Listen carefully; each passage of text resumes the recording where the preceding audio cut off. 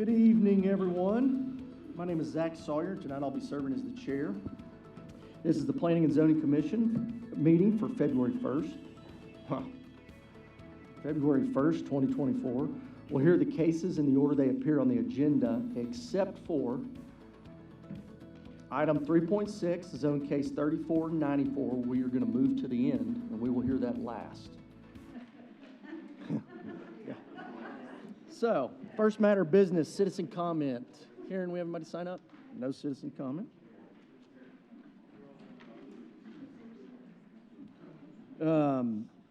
Next matter of business, approval of meeting minutes for December 7th meeting. We'll need a motion. Motion to approve. Second. Second, Mr. Bell. All in favor? Aye. All opposed?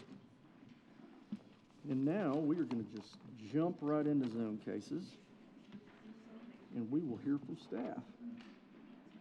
Zone case 3111-A. This is zone case 3111-A. The applicant is Park Hill for Star Care Specialty Health System, requesting a zone change from high-density residential district to auto-urban commercial district. The subject property is located south of East 19th Street and east of Aspen Avenue. We sent out 25 letters, receiving 5 back in favor. The mail-out map shows the 5 properties in favor. Here is an aerial view of the property. The east and south are undeveloped vacant land. The west is developed with a Little League sports complex. The north is developed with single-family homes and undeveloped vacant land. The current zoning is high-density residential. The eastern, western, and southern properties are zoned low-density residential. The northern property is zoned both medium-density residential and low-density residential. The future land use map designates this for both park and public semi-public uses. Here are some photos of the property and its surroundings. This graphic was submitted by the applicant, labeling the current uses of the surrounding area. This request conforms to the principles of the future land use map, as a hospital would be appropriate in and around parks and public semi-public uses. This request is in conformance with the zoning ordinance. The proposed zone change is compatible with the surrounding area and will not change the character of the existing development. Located south of East 19th Street and east of Aspen Avenue, the 2018 Master Thoroughfare Plan designates them as a minor arterial and local street. The intended use will be appropriate at the proposed location. Staff recommends approval of this request, and I can take any questions at this time. Okay. Any questions for staff? Thank you. Okay, we'll go ahead and open the public hearing. Is the applicant here? Like to make any additional comments? Or his or her representative here? No additional comments. Okay, no additional comments. Is there anyone here to speak in opposition to this zone case? Not seeing any. Is there anyone here to speak in favor? Okay, then we will close the public hearing. As a matter of discussion, make the motion to approve. Second. Second, Susan. Can I ask staff? I should have asked this. I thought the applicant would speak on it. What kind of hospital is it?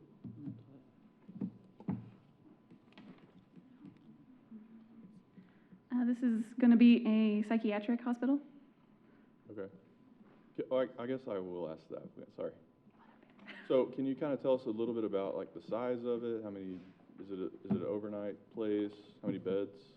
Yes, so the building is 81,000 square feet, so it's a pretty large facility. There's an existing Star Care facility just to the south at the end of the cul-de-sac, and so that facility will remain in use, and this is in addition to it as well. So it's a 65-bed overnight longer stay hospital, and then in addition there is a diversion center that'll take drop-offs from hospitals or police, and so it'll be a more evaluation clinic, and then they'll be transferred from there either to any of the living units. There's 3 individual living units with courtyards for each one for longer stay residents. Thank you. Would you mind real quick stating your name and address, please, just for the record? Yeah, Jonna Anthony, Johna, and 16924 North County Road 1200. So, quick question, these buildings in the southwest portion of the tract, is this just gonna be more the same of that, what we're seeing here? These 3 buildings and, At the existing facility, is it just more the same? it's not the same architecturally, but it's the same use. Okay. They're presenting it as a like welcoming facade at the front and doing a bunch of landscaping around with a lot of trees and improving the whole area. Because they'll take patient visitors and family members as well in the front. It's same owner? Yes. Okay.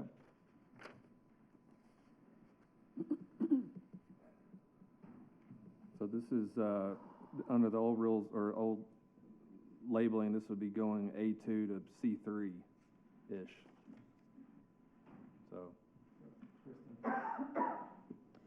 Yes, Auto Urban Commercial was formerly the General Retail C3 district. Under the prior zoning, it was a permitted use. It was the apartment medical. It was previously zoned.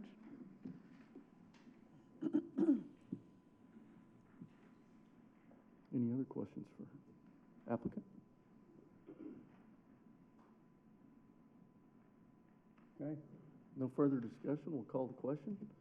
We have a motion and a second, right? I believe Susan seconded that. All right, so all in favor? Aye. All opposed? Okay. All right, moving on to the next item, 3.2, zone case 3493.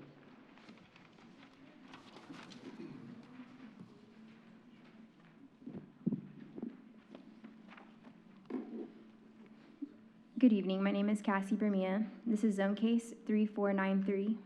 The applicant is R2M Engineering LLC for Landshark Commercial Properties LLC. The request is for a zone change from low density single family district SF2 to neighborhood commercial district NC. The property is in District 4 and is located north and south of 151st Street and west of University Avenue. We sent out 30 notifications, received 2 in favor, and 0 in opposition. Here is the map outlining the mail-out notification area. And here is an aerial view of the subject property. The property is adjacent to single-family residences to the north, south, east, and west. The subject property is currently zoned low-density single-family district. And the future land use map designates this area for low-density single-family district SF2.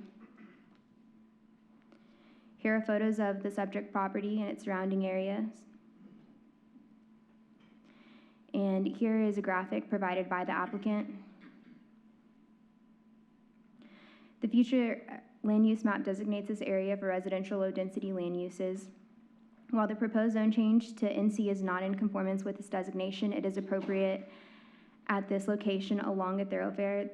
The proposed zoning request is in conformance with the zoning ordinance and it's appropriate in this area. The zone change to NC is compatible with the surrounding area, and it will not change the character of the existing development. It is appropriate adjacent to residential uses and along a thoroughfare. The property is located north and south of 151st Street, which is designated as a local street, and west of University Avenue, which is designated as a principal arterial by the Master Thoroughfare Plan 2018. Local streets typically provide access to smaller oriented areas such as neighborhoods, subdivisions, or local business districts. Arterials are continuous routes whose function is to serve a high volume needs of local and regional traffic. Staff recommends approval of this request, and we can take any questions at this time. Thank you, Cassie. Any questions at this time? Okay, thank you. Okay, we'll open the public hearing, and is the applicant or his or her representative here like to make any additional comment? Yes, sir. No additional comment as the applicant. Okay. Is there anyone here to speak in opposition to this zone case? Not seeing any. Anyone here to speak in favor? Okay. Not seeing any. We'll close the public hearing. We'll need a motion For purpose of discussion, move to approve zone case 3493. Second, Brandon. Any? Yeah, it's just what it is. I drove it the other day, and it's the correct fit, I think. All right. All in favor? Aye. All opposed? Okay. Next, we'll hear item 3.3, zone case 3496. Cassie again. This is zone case 3496. The applicant is OJD Engineering LLC for Toot and Totem. The applicant is requesting a zone change from low-density single-family district, SF2, to auto urban commercial district, AC. We sent out 5 notifications, have received 0 in favor and 0 in opposition. Here is an aerial view of the subject property.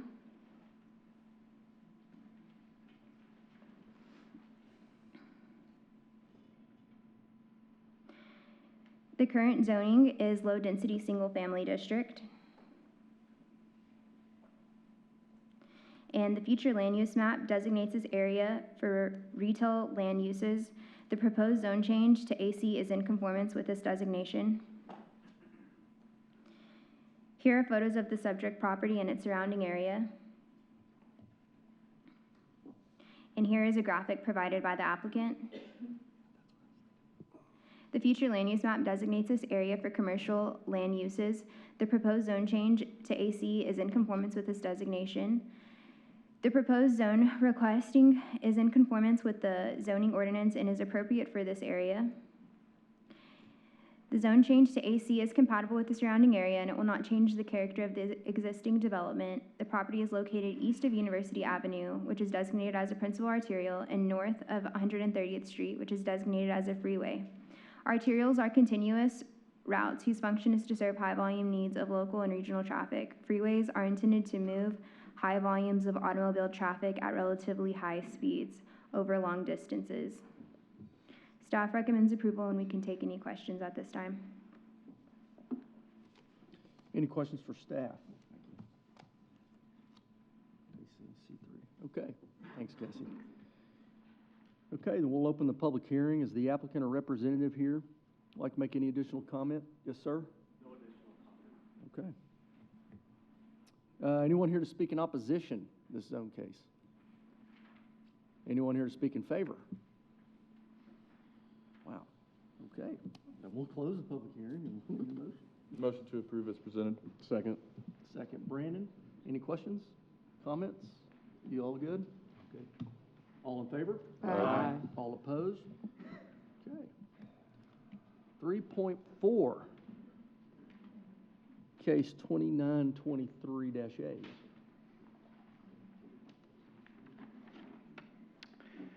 Okay, good evening. This is zone case 2923-A. The applicant is Hugo Reed and Associates for Tom and Brenda Jones. They are requesting a zone change from High Density Residential District, HDR, to Neighborhood Commercial, NC. The subject property is located east of Upland Avenue and north of 89th Street. We have sent 43 notifications and received back 2 letters in opposition. Here's the notification map. There was 1 response from the 200-foot boundary, and the second was from the 400-foot layer. The 1 response with an explanation was concerned about the parking lot lights and the potential for commercial uses. Here's the aerial map. There is a church to the north, vacant land to the west, homes to the south and to the east. The zoning map shows HDR zoning to the north, industrial park to the west, and low-density single-family district to the south and east. The future land use map designates this property for low-density residential land uses. Here are photos of the subject and surrounding property.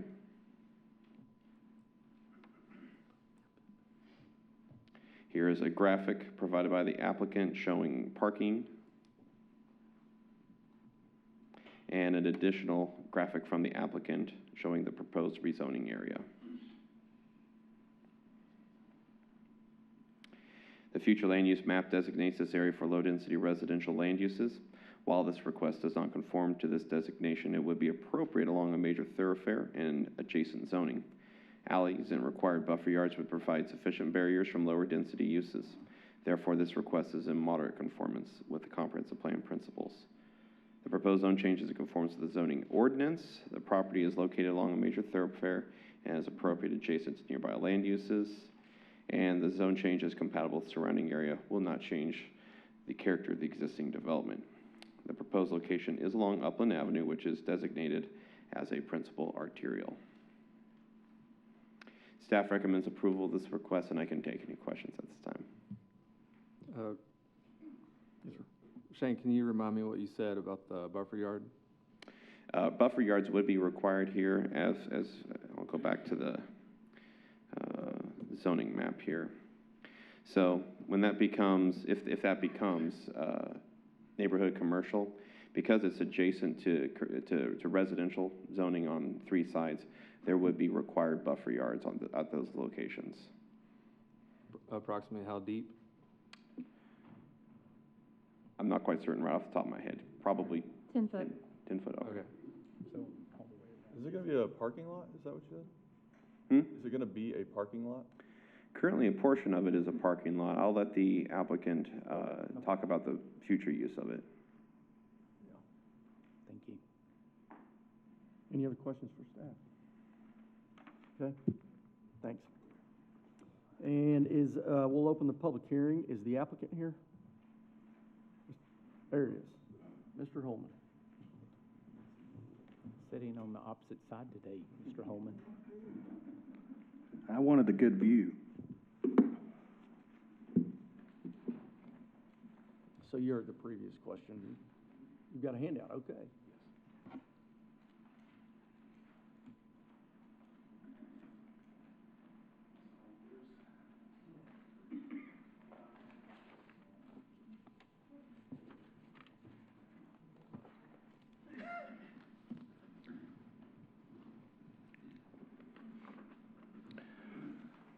Good evening. I'm Terry Holman with Hugo Reed and Associates. We're at 1601 Avenue N. I'm asking some handouts to be passed out. We'll get to those in a moment. I'll kind of walk you through those. But first, I just would like to introduce our request to you and, kind of speak to a few of the items. Yes, we are representing Thomas and Brenda Jones. This is the Westwood Church, primarily on this property.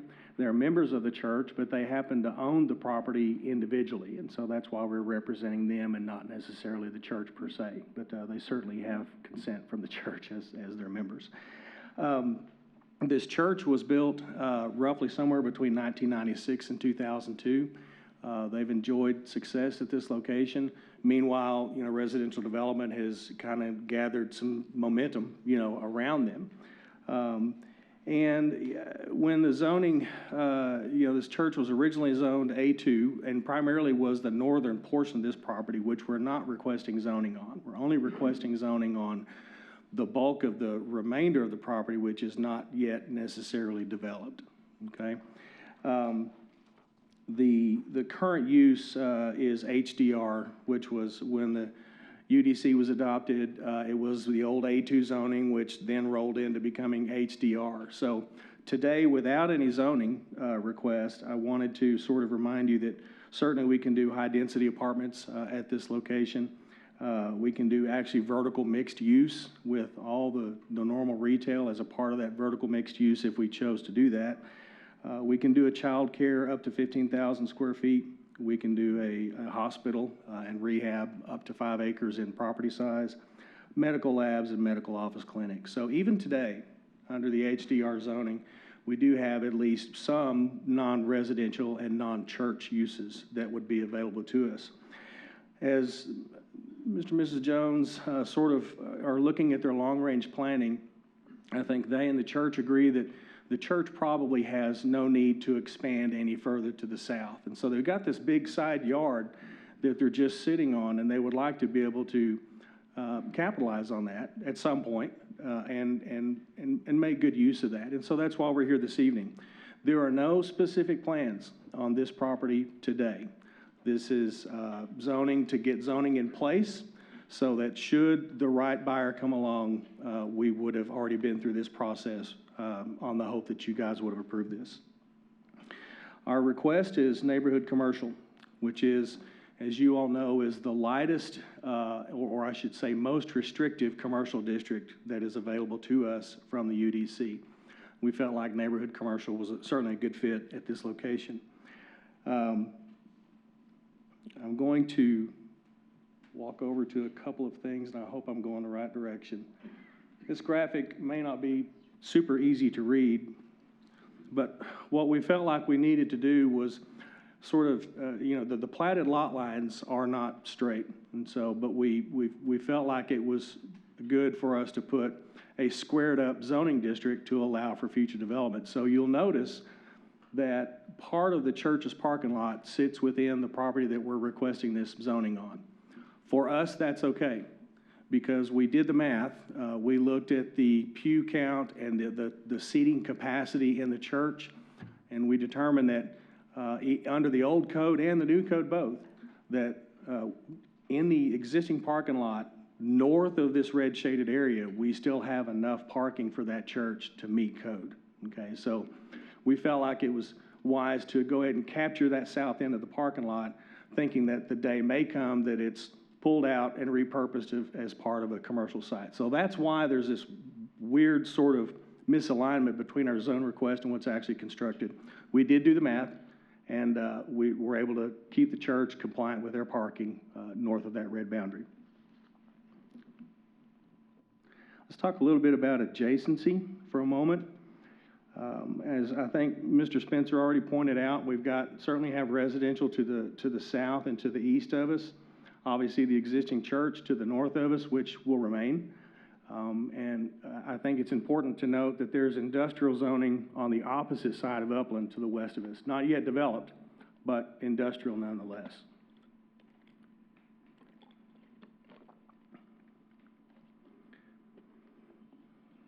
I think maybe the next thing to touch on is while the photos that Mr. Spencer had in the backup, I had the ability to get on the property today and take pictures that are maybe just a little bit more close up. So this is when I'm going to ask you to look at these handouts. The first 2 pages are just some site photos I took.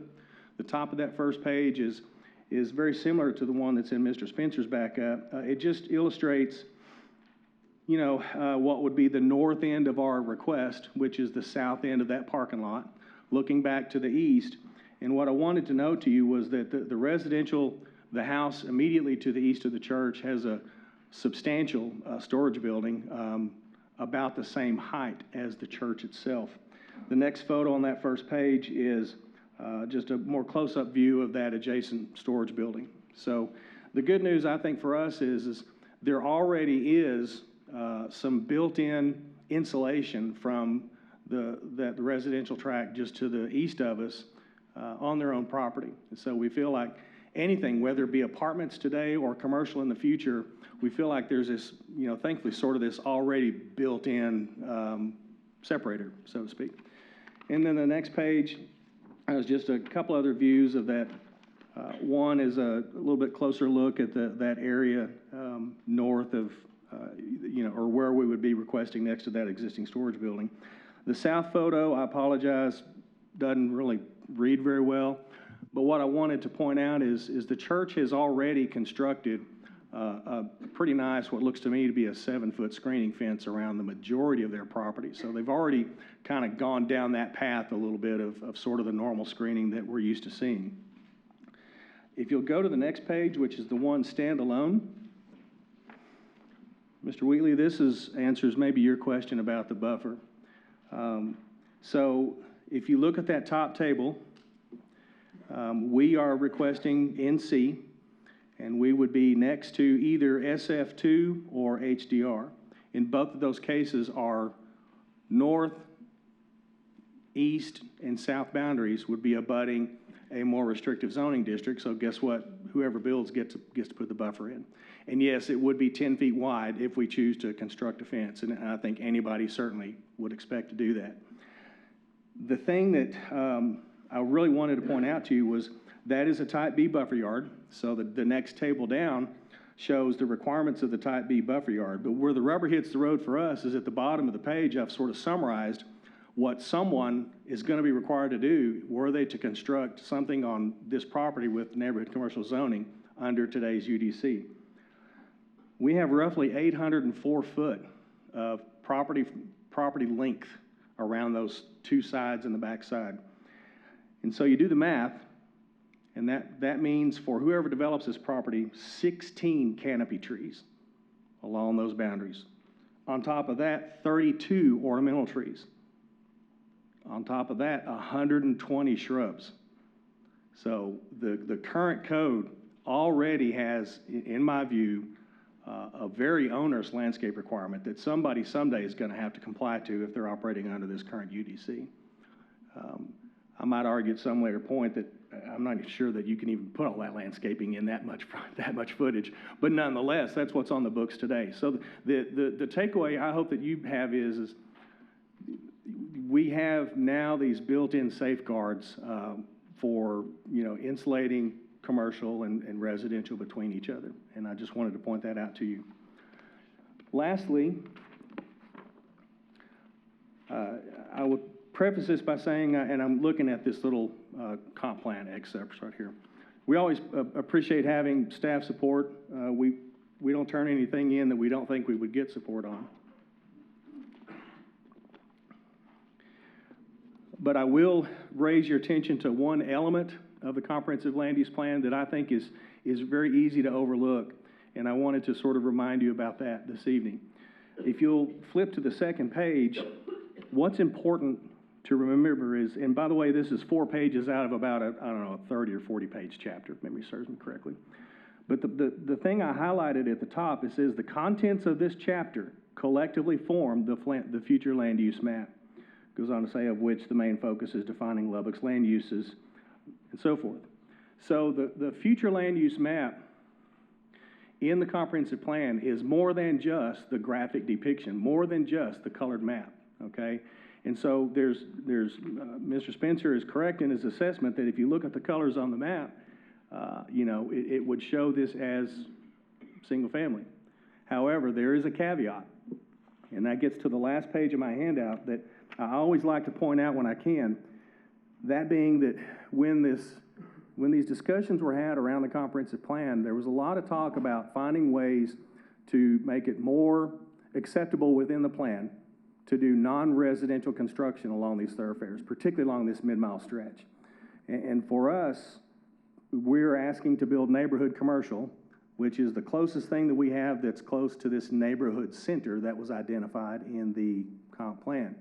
And that, on top of the fact that we have non-single family zoning across the thoroughfare from us, it's my view that I think we're in precise conformance with the comprehensive plan, not just moderate conformance.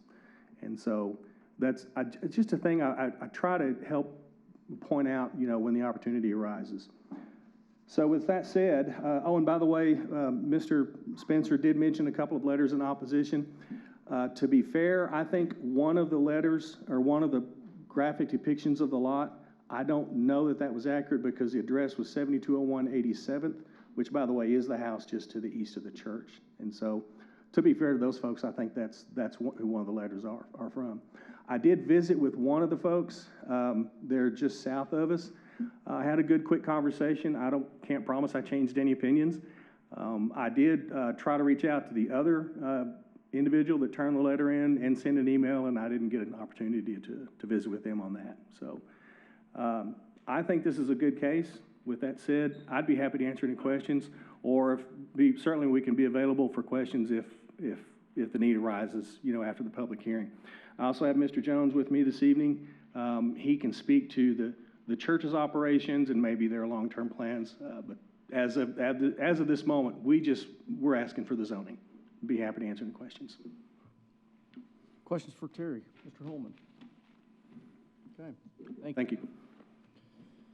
Okay, is there anyone here to speak in opposition to this zone case? Not seeing any. Is there anyone here to speak in favor? Okay, then we'll close the public hearing. And just for purpose of discussion. Motion to approve. Second. Second, Susan. Any discussion, questions, comments for the applicant or city staff? I think it's a good fit. If you look to the north, they've got what they're calling garden office, or it used to be called garden office, going on there, and it's a good fit there for that land that had been vacant for some time. So I have no reason to think that this wouldn't work down here as neighborhood commercial either. And I agree. I think, and if you go to the west side of the street, like you said, you got some more industrial stuff over there, so it's kind of a step down. Yeah. I think most of you know that I live in a neighborhood that has neighborhood commercial in it, and it strengthens the neighborhood. I mean, depending on the type of thing that they put in there. So I don't know how we get to a place where we have walkable neighborhoods where they have grocery stores and coffee shops and what have you, unless there is some sort of neighborhood commercial among the residential. Totally agree. Anything else? Okay, call the question. All in favor? Aye. All opposed? Okay. Next, item 3.5, case 2933-H. Yes, ma'am. Good evening. My name is Ashley Padilla. This is zone case 2933H. The applicant is CMS Properties for Denim Sky Capital Ltd. and Terra Firma Acquisitions LLC, requesting to rezone from SF2 and HDR to NC and AC. We've sent out 150 notifications, receiving 17 in favor and 0 in opposition. This property is located west of Milwaukee Avenue and north and south of 98th Street. Here's the notification map. Here's an aerial view of the properties. To the north and west are residential neighborhoods. To the south is vacant land. To the east is vacant land, commercial businesses, a residential neighborhood, and an apartment complex. The current zoning is high-density residential HDR and low-density single-family SF2. The future land use plan designates these properties for commercial, residential low-density, residential medium-density, and residential high-density. Here are photos of the subject property to the north of 98th Street, and these are photos to the south of 98th. Here's an overhead view of the subject property of the floodplain. And here are some graphics provided by the applicant of the existing of what it is now and then what is being proposed. The future land use map designates this area for residential high density, residential medium density, residential low density, and commercial land uses. The proposed zone change to NC and AC would be in conformance with the commercial designation and would conform to the principles of the 2040 Comprehensive Plan. This request would be appropriate near a retail node and fronting onto an arterial street. The proposed zoning request is in conformance with the zoning ordinance. It is appropriate for this area. It is compatible with the surrounding area and will not change the character of the existing development. The proposed rezoning location will be along 98th Street and Milwaukee Avenue. 98th Street and Milwaukee Avenue are both designated as principal arterials. Staff recommends approval, and I can take any questions. I'll make one comment about that, can you pull the thing up, or the image up where it shows existing versus proposed? There you go. So the AC, don't be confused with acres, the AC, auto urban commercial. Right. Which was formerly C3. Yes. So just to give y'all an idea, Yeah. AC is formerly C3. What is that? It says exist to remain? Is that what that says? Yes, so that part right there is existing, half of that Oh, okay, is gotcha. HDR, and then the low density.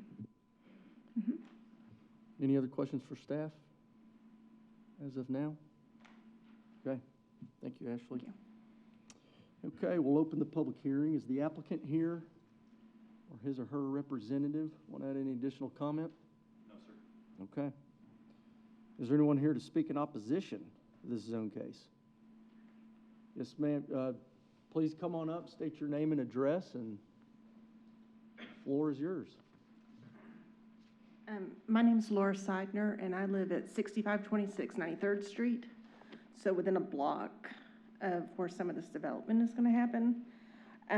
Me and my neighbors, some of us who have lived there for almost 17 years, have some concerns about the part of the track that is on 94th Street. I think the original, behind the apartments, basically. We are concerned about having little offices across from houses on a street that can't handle the traffic, along also with the 98th Street that can't handle additional traffic for a two-lane road. We also have concerns about the traffic on Milwaukee. Already is bad, especially in the summer when stuff is going on out of the baseball fields. And now this is going to potentially add more traffic to ours. But mainly, most of my neighbors' our concern is the piece that is along 94th Street behind the apartment complex, So it's just to the south of the neighborhood. Ashley, can you Where point it's to where showing, she's it's showing referring? right now With the existing part of that mouse. HDR, Okay. the 7.15. When it wraps around the apartments? Yes. It's existing and future. A lot of us that built there were promised a park when we built. That never happened. But I know I almost built on 94th Street, and I wouldn't want to live across the street from some offices. Sure. Ashley, as far as, so the traffic study, what was the assessment from the city on traffic? Arterial Street, it was, There's not really a traffic study. I'm not sure. You might ask him. I'm not sure if he really knows what's going to go there, or if they're actually going to enter in on 94th. They might enter in through Milwaukee, because it looks like there's that little piece right there. So I'm not really sure. But 98th and Milwaukee are both arterials. yeah. And there, you didn't see any concern on Milwaukee and 98th as far as traffic? When I went out there, I mean, that was during the day, everybody's But now, this not is- out there. Actually, am I seeing that right on that top part, on the proposed map, where it says AC, capital AC? Is that the request there? Because that map's kind of confusing there. So that part up there AC right there. is not AC. Should be He changed it to NC. So that's going to be neighborhood commercial. Okay, Yes, the AC is further down. I saw the line between the AC and the other one, I didn't know. Yeah. So there's no AC up against that neighborhood? No. Yeah.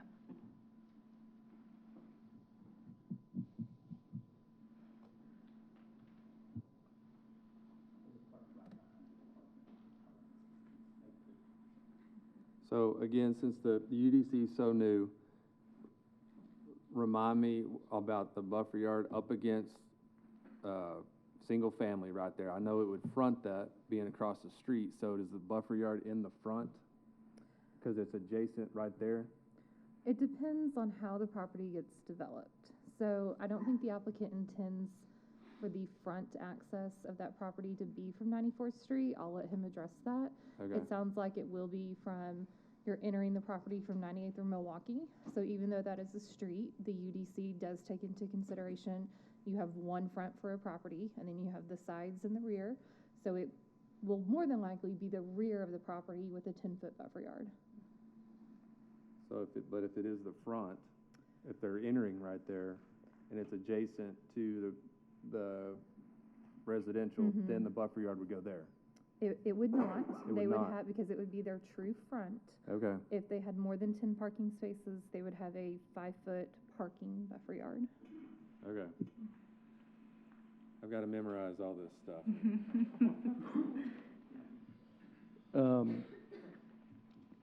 We can bring the applicant up after Okay. we hear let's, ma'am, were you finished? I didn't mean to interrupt you. No, Was that? I mean, I just wanted to bring our concerns. Sure. In the neighborhood. I know the commercial part's gonna happen there at 98th and Milwaukee, no matter what we say, but the part there along 94th, we all have concerns about increased traffic in an area on a road that's not meant for more than it already has. Residential. Okay, thank you. And I believe there was an other in opposition. Is there anyone else to speak in opposition? Yes, sir.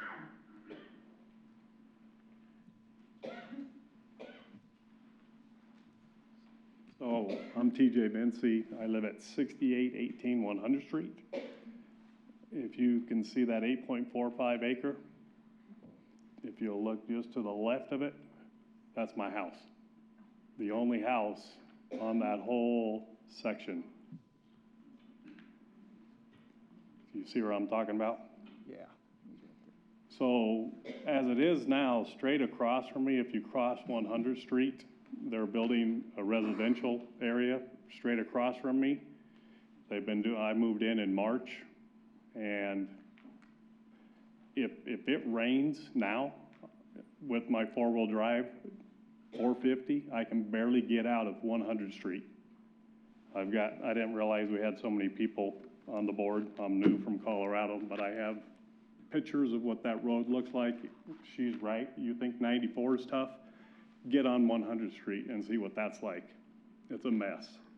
So if they decide to do this and put all this commercial around me, I'm gonna be the only house surrounded by commercial on that 12.4 and 8.45 acre lots.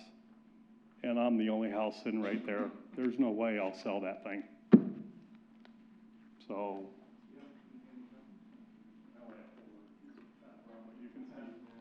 You can see pictures of what that road looks like.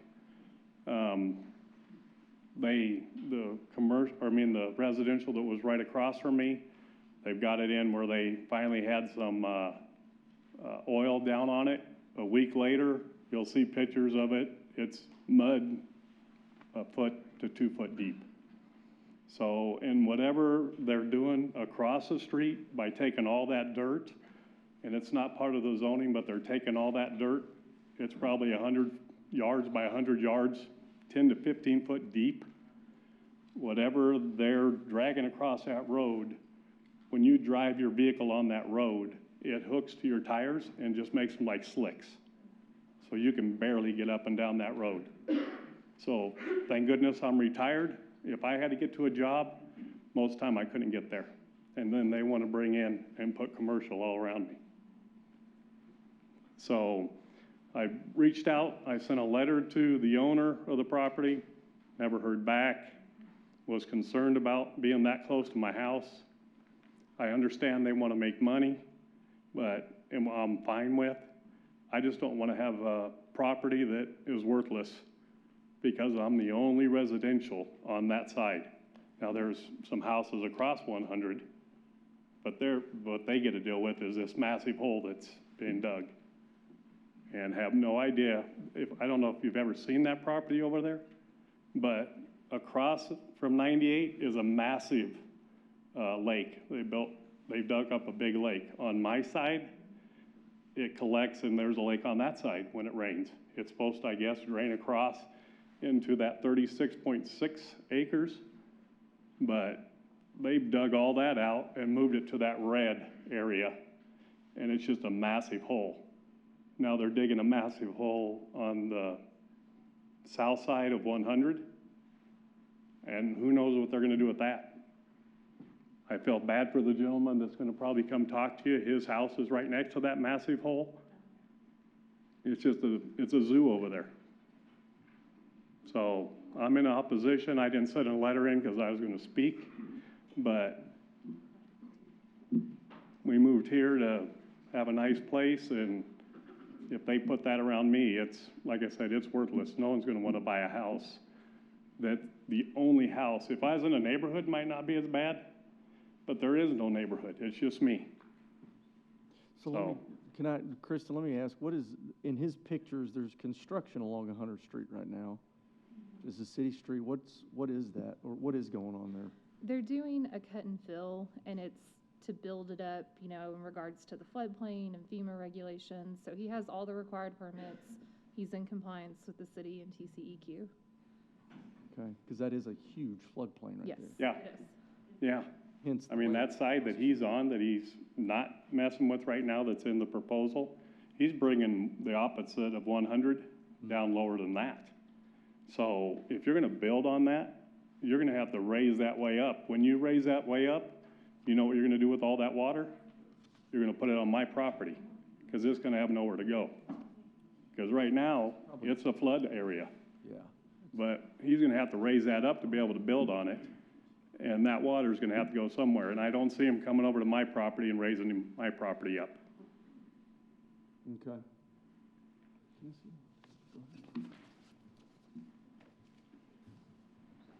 Any questions or comments? That's what I was talking about. Okay, thank you. Mhm. Is there anyone else here to speak in opposition to this zone case? Yes, sir. Please come forward, state your name and address.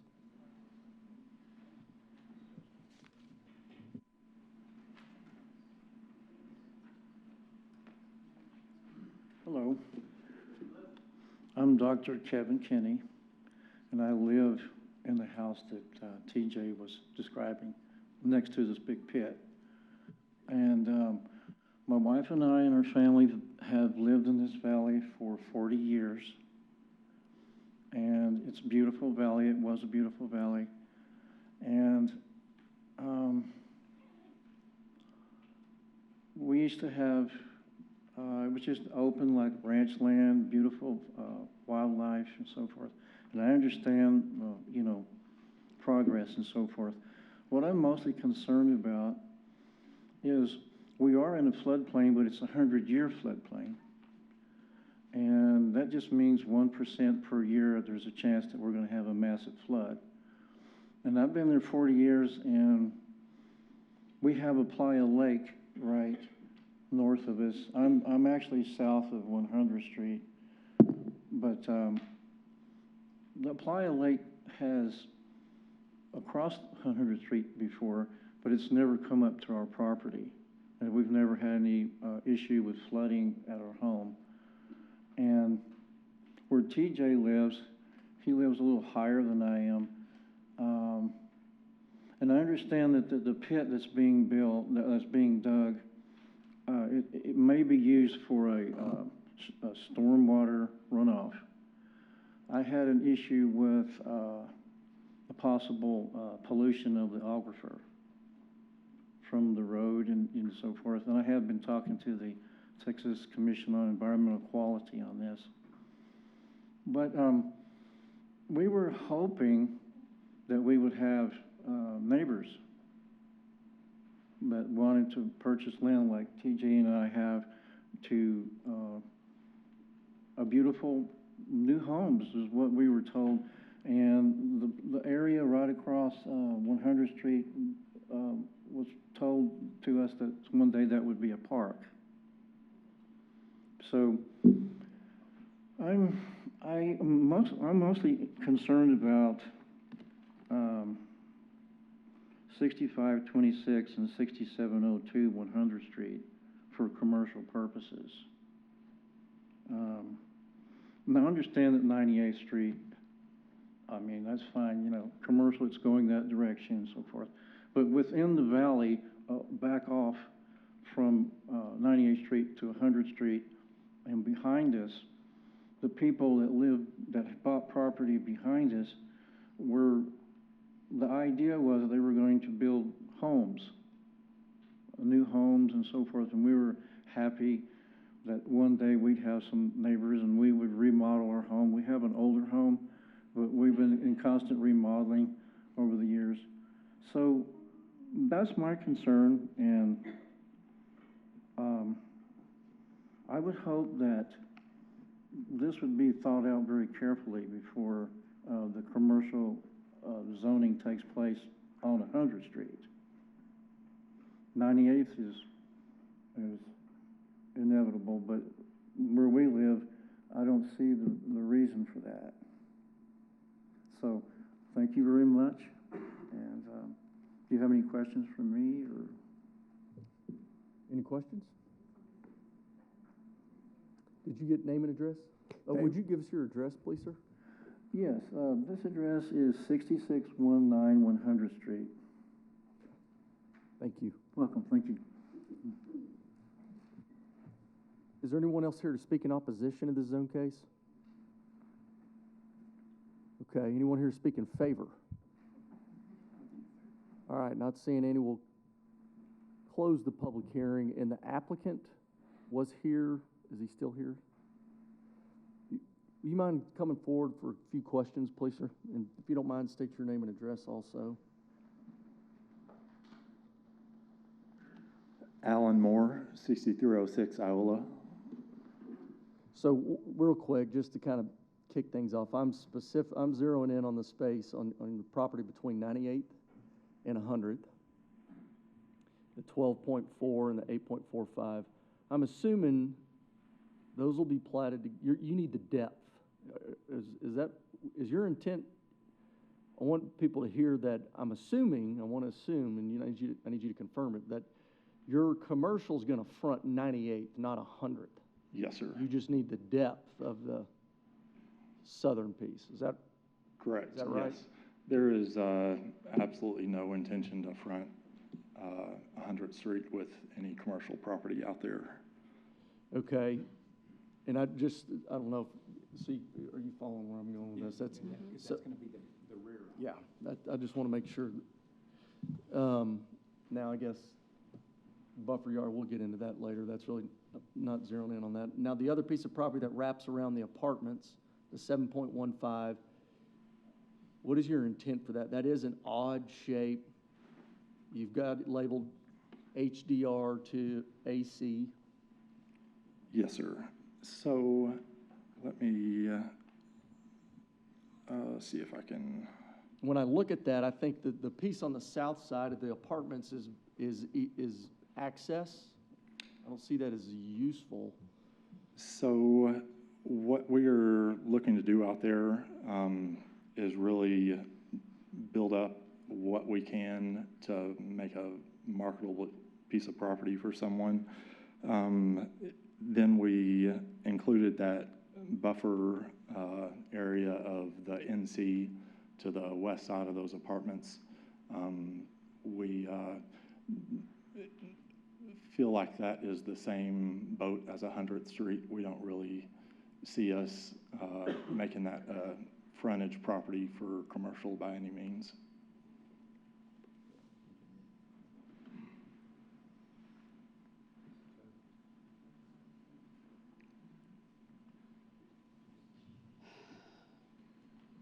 I'm sorry, I don't have mine pulled up.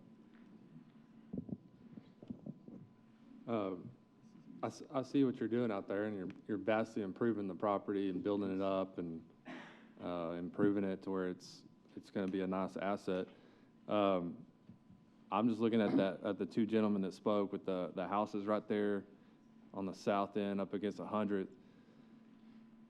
with AC up against that. That's the old C3. That's pretty abrasive up against the house. Being such a wide rezone effort, I mean, have y'all thought about maybe doing what would be the LGO, an office up against that? I'm just saying, you could probably even make more money. It would be a nice buffer up against that. I mean, and even up there on the north side, would you consider that? At this point, I don't think that's in our, what we'd like to do there. Okay. That's the concern, is C3 up against existing residential neighborhood facing your property. That's a concern. We typically, I'm trying to think of an instance in the recent past where we've seen C3 up against, opening up against residential. If it were backing into it, that'd be one thing, but you're leaving the neighbors pretty vulnerable. Yeah, Scott? Yeah. One of the other gentlemen mentioned a big hole on 100th Street, but it doesn't show on the prints we have here. What's the plans for cut and fill on that side? So on the south side? Yeah. So there are a few of the cut and fills that have gone through the city and the engineering department. The way those work is this is a huge flood zone area. It's not only that, it's the end of the line for a playa system. So the level of scrutiny that we get when doing all the calculations for how the flow is going to work out is unreal. When we do the cut and fill, it's not like we can just go out and buy dirt and load up our property. It is, we have to lower one portion to raise the other, right, so that it won't impact the neighbors in that way. So are you planning to build on the north half or the south half? And where are you going to put your pocket for water to stay? So we would be on the south side of 100th Street and in that northwest corner above 98th Street there. Okay, so your pad sites will be on the south parcel. Your pad sites will be on the south side abutting 100th Street, not 98th.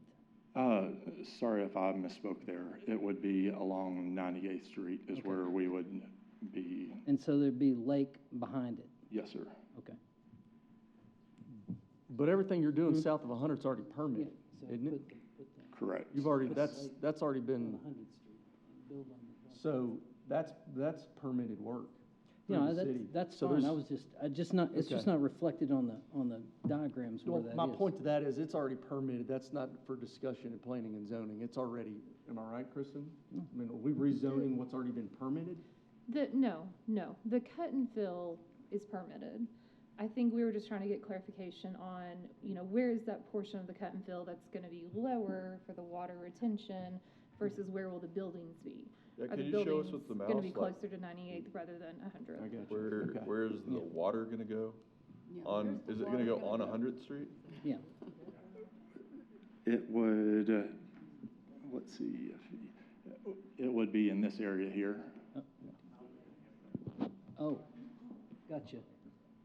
So not even on the parcels we're talking about? No, it's correct. Okay, gotcha. Yeah, that makes sense. Okay. Yeah, that's not on our plan, so we didn't see that. So back to one of the things that I was still talking about was, 94th is probably, I mean, for the two gentlemen that were in opposition down here in the lower southwest area, that's a case all on its own. The residents along 94th Street, to Jordan's point, I think, C3 is we're leaving no room for buffer for the existing neighborhood. That gives me concern. That's all I'm saying. I don't know. I'm not saying, for example, you mentioned you threw up garden office, which, is that the wrong term now? No, it's just the office. Just office, sorry. Now it's office, formerly known as garden office, which is a great buffer for something like that. But I don't know if y'all have considered that at all. Is that- So on 94th Street, what we're asking for is on this portion here would be a neighborhood commercial. It's only this S portion for the AC. I got you. That's misleading. That, so this, what is in, I'm sorry, we don't have we're having technical difficulties.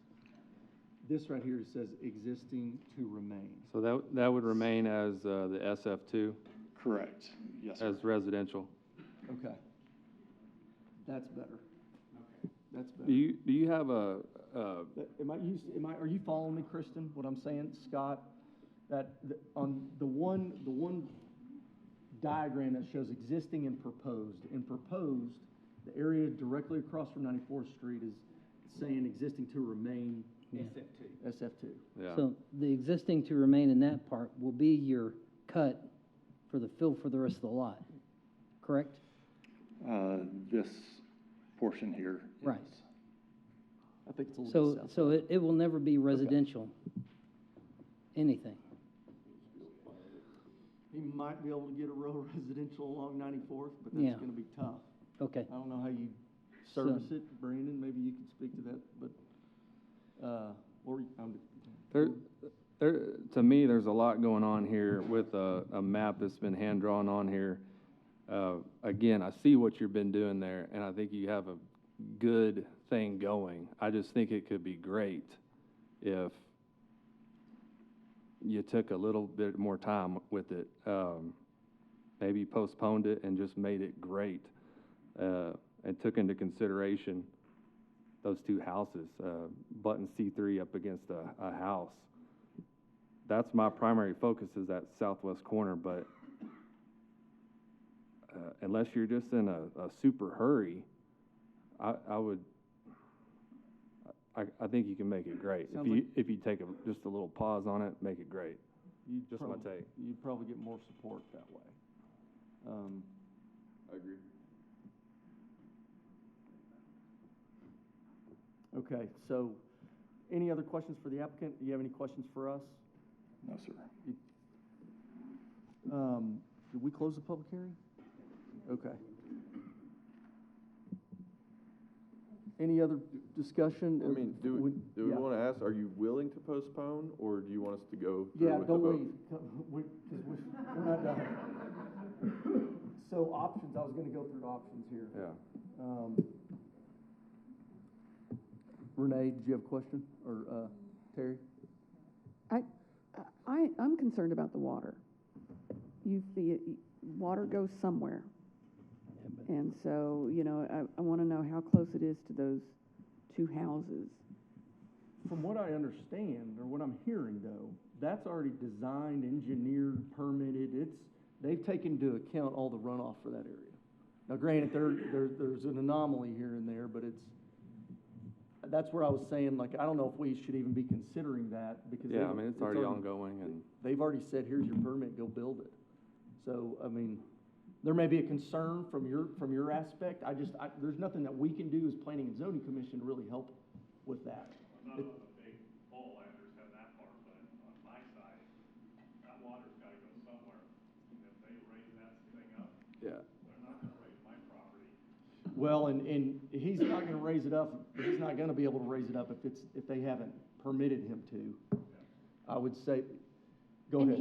he cannot drain onto someone else's property. Right. So that'll be part of the drainage analysis.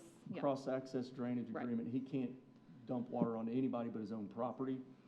But again, that's getting out of what we do. Yeah. That's what we're not here for that, so Yeah. sorry we can't help you with that.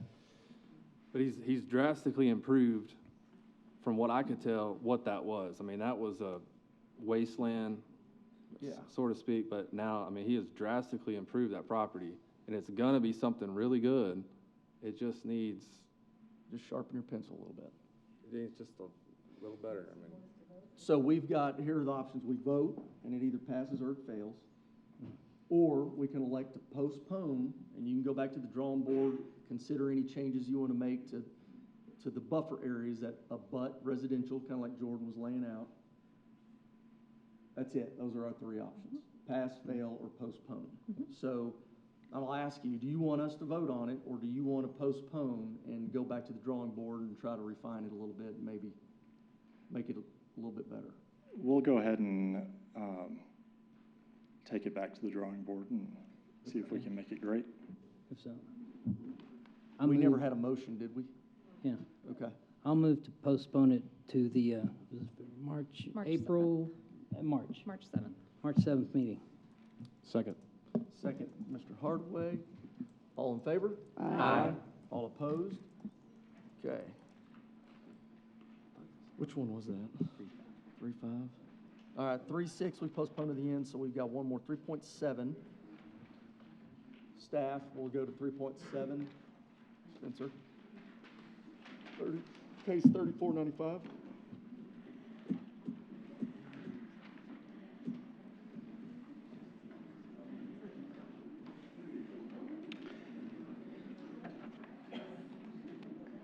Okay. You guys ready? Okay.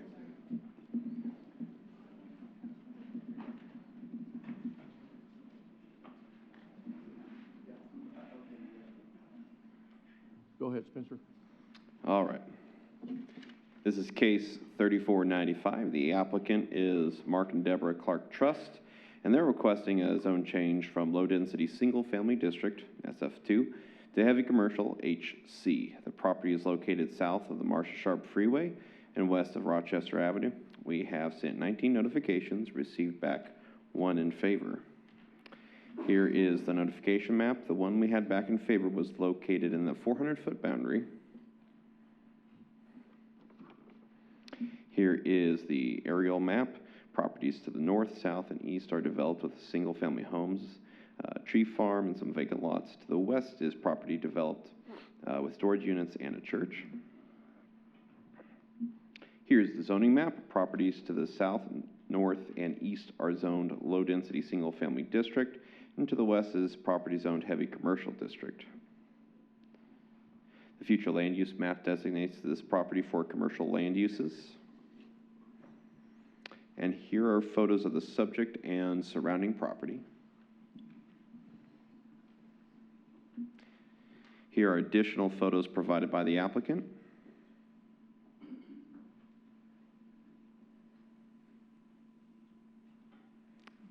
The future land use map designates this area for commercial land uses, and this request is consistent with this designation and is in complete conformance with the comprehensive plan principles.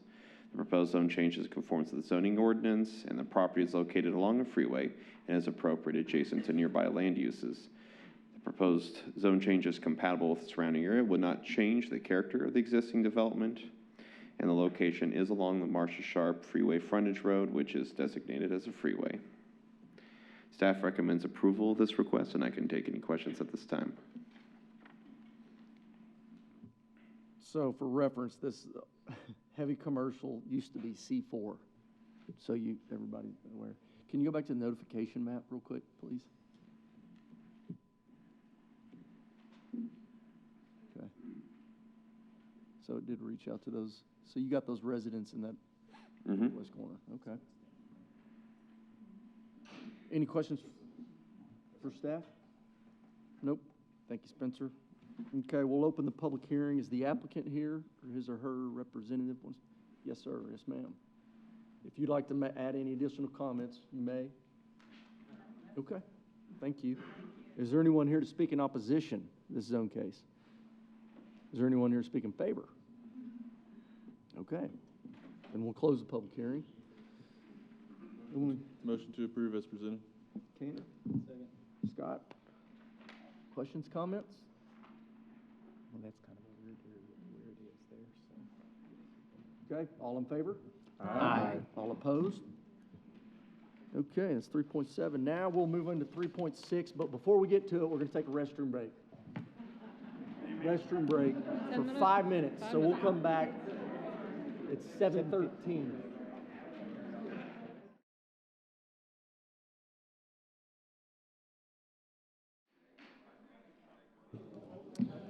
Okay, everybody, we're going to get started again. We got a quorum while the last few are trickling in. So picking up where we left off, item 3.6, and we will start by hearing from staff.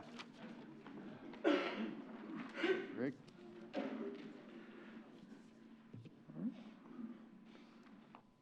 Hello, Board. I'm Greg Hernandez with the Planning Department, and this is zone case 3494.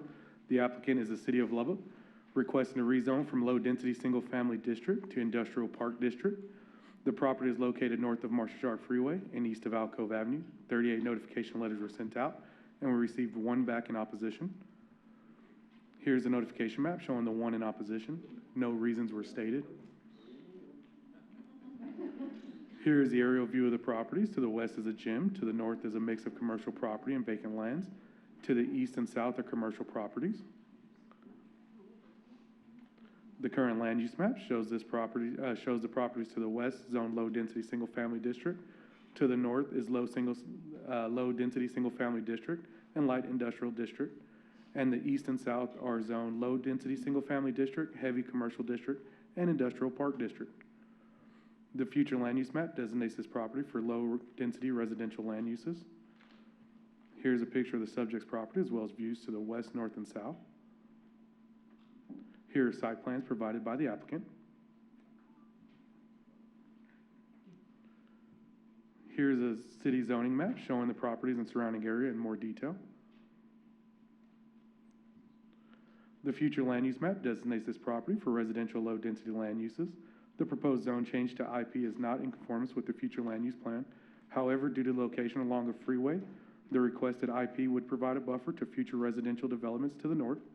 The proposed zone change is in conformance with the zoning ordinance.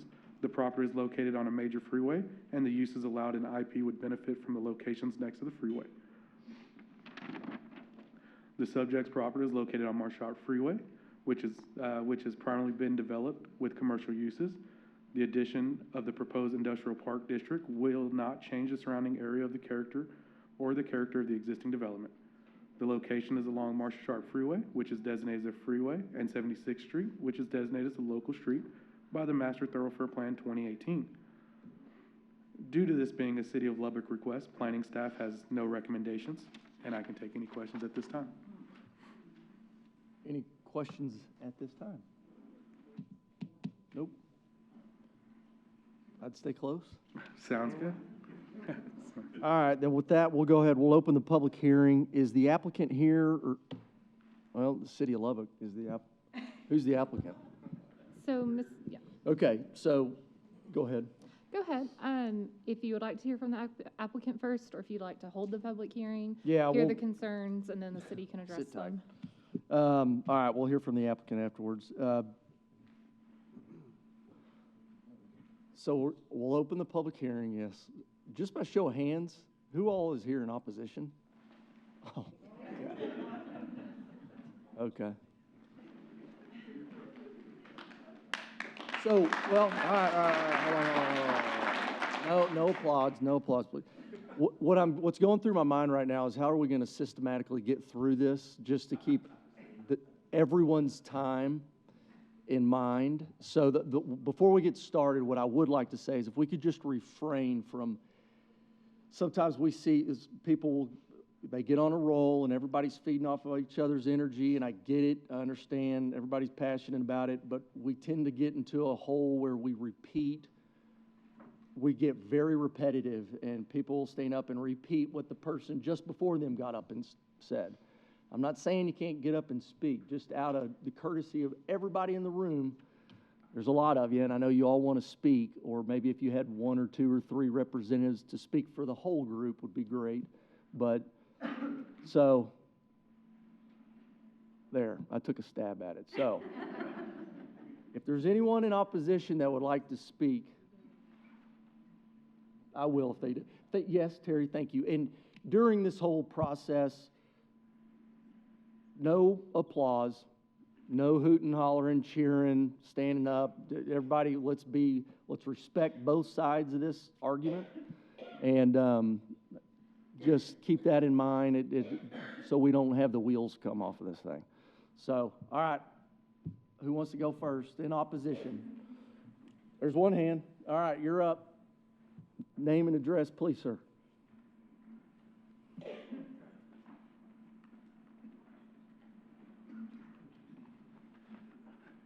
Hey there, my name is Kyle Rogers. I live at 6114 76th, which really doesn't have much to do with this. I'm here as a concerned citizen, a realtor with Remax Lubbock here in town, and co-owner of a property management company here in Lubbock as well. I first would like to thank you for allowing me the time, and the other ones who will speak, allowing us the time to be here this evening to address you regarding this facility that's been proposed by the city of Lubbock. I've lived in Lubbock since 1985. My kids have all gone through Friendship schools, and we think Lubbock is a great place. While there are many reasons that I oppose and questions that I have regarding this facility, this being the Planning and Zoning Commission, I'll stick with the issue of the location of the proposed waste transfer facility. First of all, please understand I completely agree with the idea of a waste transfer facility. I get the concept, I get the efficiency that it can bring to the solid waste department of the city. If you had a chance to look at the proposed ingress and egress of this property, my main concern lies right there. They will be introducing large semi-trucks as well as trash trucks to an area that is already heavily congested and has roads that are currently not made for this kind of heavy equipment. It's even hard for my Ford F-150 to drive down these roads without having a back problem when I'm finished. On Wednesday, I drove the proposed route that these trucks are going to use. As you travel west on Marcia Sharp, they'll take the 82nd Street exit and have to make an almost immediate 120-degree turn over railroad tracks onto Alcove Avenue, which at best is a 1.5-lane road currently. These trucks will travel in front of businesses and homes to 76th Street, turn back to the east in front of the Apex Athletic Center, where they'll arrive at the waste transfer facility. Within a mile to the north of this facility is new neighborhoods, as well as the new Friendship Middle School Alcove Trails, which has just opened this year. To the west of the facility, within less than a half a mile, is Preston Estates, where there is an apartment complex, as well as a number of homes, some of which my property management company currently manages. These neighborhoods are full of children and young families who travel these already bad roads each day, several times a day. And now the city of Lubbock wants to introduce large equipment to the mix. I just cannot see where this can be safe in any regard. I would like to leave you with a couple of questions that I feel are worthy of being considered. The first one, has this land already been bought and closed on? If not, then why can't the search continue for a better suitable site for the waste transfer facility? Second question, if the land has already been bought and closed on, why is the city just now coming to the Planning and Zoning Commission to get it rezoned for what they need? Again, I thank you for your time, and I appreciate your consideration in this matter. Thank you, Mr. Rogers. Next, who else would like to speak in opposition? Oh, well. Yes, ma'am. Hi. I'm Christy Eggenbacher at 6708 Santa Fe Drive. I've been a Lubbock citizen for 45 years, and I love it here. I'm also an owner of a business here that is looked down upon because we are perceived as an ugly business. Similar to the waste management business, without my business, Lubbock could not sustain growth. With that said, I was denied many land purchases based on highways, intersections, and main thoroughfares. Because of our visual impact on visitors and possible future residents. My company found the right land for us, sight unseen. Nobody knows we're there. We are participating in the construction in all the great expansion of Lubbock. But 9 years later, or I didn't like the opposition to our proposed land, purchases. But 9 years later, I realized it was the right decision. I am not opposed to a transfer station, but I am opposed to it being highly visible to our incoming visitors, as it will go against our long ago slogan of Keep Lubbock Beautiful. Thank you. Anyone else want to speak in opposition? Yes, sir.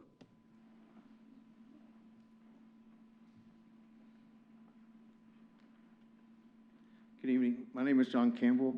I live at 9105 Juneau, but I own the commercial park that's just north of this area that we're talking about developing. And so I was the one that went out and put the roads in and all that. We've got, not only tenants, but I own several properties in the park itself. I've went around to my tenants and kind of expressed my concerns with this, and every one of them, the thing is not that, everybody keeps saying that it's going to be an enclosed structure and that there's not going to be any trash blowing around or whatever else. That's not the concern. The concern is, what is it going to do by smell? If you have your business opened up, you can't tell me that you're going to take this, compress it, and somehow contain the smell. It's not going to happen.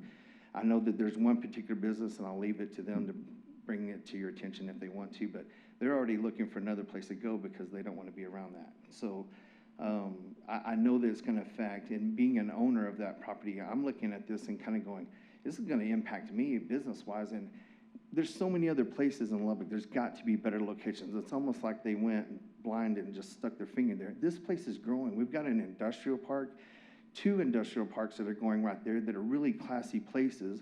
You've got really nice residential that's going around the neighborhood. You've got a hospital district that's going right across the road. Guys, this makes no sense whatsoever. You can't tell me it does. This has got to be the worst position ever. So I'm going to close with that, but I do know that it is affecting me. It is going to affect my customers and my tenants or whatever. They are talking about it.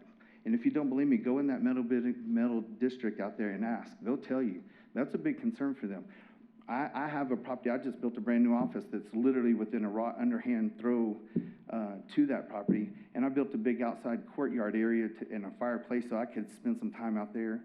And now I'm sitting here thinking, I've wasted all this money. I'm going to be smelling trash the whole time that this is going on. Now, that may not be a concern for you, but I dare say if this was your property, you would have the same kind of concerns. And I'm just saying, I think it's very necessary. I just don't think this is the place for it. Thank you. Anyone else to speak in opposition? Yes, ma'am.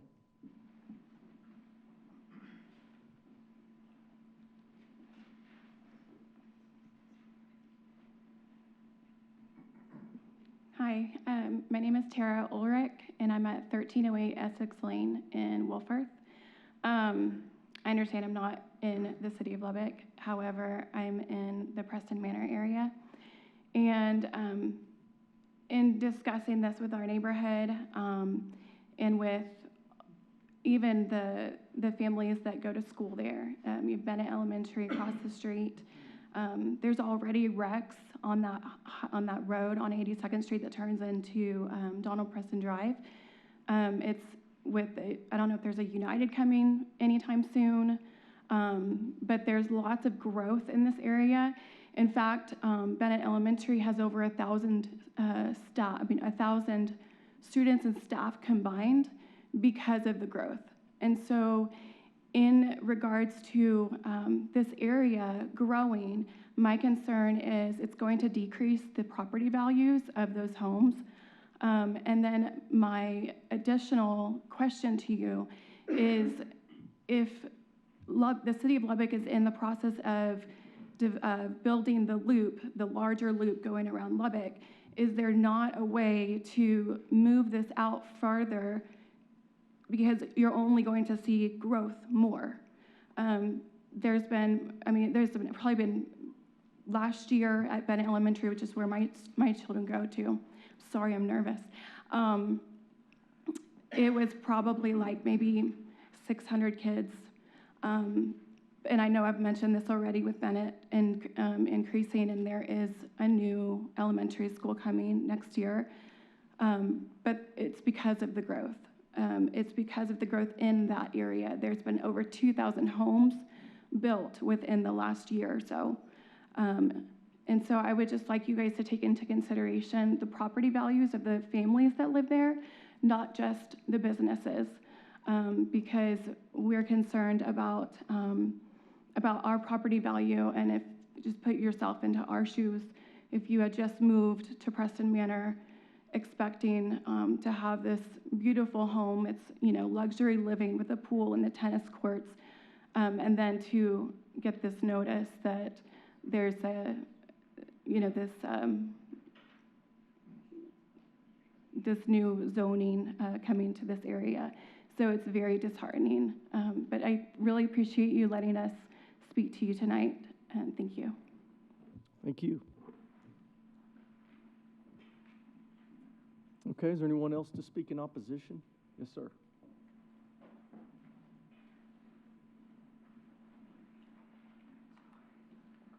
Yes, ladies and gentlemen, my name is Mike Grimion. Unlike the young lady that just spoke, I'm not a long-time resident of Lubbock. I've moved here from the Dallas area, lived there for over 55 years, and I do have a little bit experience in the scenario that we're looking at here. My father built a commercial building in what was called the Redbird Industrial District near the intersection of Ledbetter and Westmoreland on the southwest side of Dallas. There was a transfer facility like this built there. To suggest that there would not be a problem with odors is completely a misrepresentation of the situation. Admittedly, this is not as bad as an open-faced dump. It is not as bad as a feedlot in terms of odors, but to suggest that there are no odors is completely false. It's worse when there's high humidity, and admittedly, there's more humidity in Dallas than there is here on average, but we do get rain. Also, to bring these trucks in, they have overhead doors. You have to raise them on one side to let the trucks in, and the trucks that are being filled are generally below grade, and there's always going to be some spillage. To put that spillage in the lower grade trailers, they have to use front-end loaders to push it into the trailer. And inevitably, there's going to be a residue of food and other things that are going to give off odors. It's just the way it is. This is not a surgical room that's cleaned every night. If we have to have a transfer facility like this, and the ultimate destination for that refuse is to the north, what sense does it make for everything to be pushed to the southwest? The facility should be to either the center or north of center instead of going to the southwest and then back up to the north. It's a ridiculous proposal. I appreciate your time, and I realize, not being a citizen of the city of Lubbock, I don't have a vote. I can't vote anybody here in or out. But I like this area. The people are great. My business is here. My entertainment is here. I want this to be a better place for all of us. And I don't believe in pitting one city against another. But what you're doing to Wolforth is really close to criminal. Would any of you want to have this within a mile and a half of your place? Think about that. Thank you for your time. Sir, could you state your address? Oh, certainly. I'm sorry. I'm at 1215 North 15th in Wolforth. Thank you. Okay, anyone else to speak in opposition?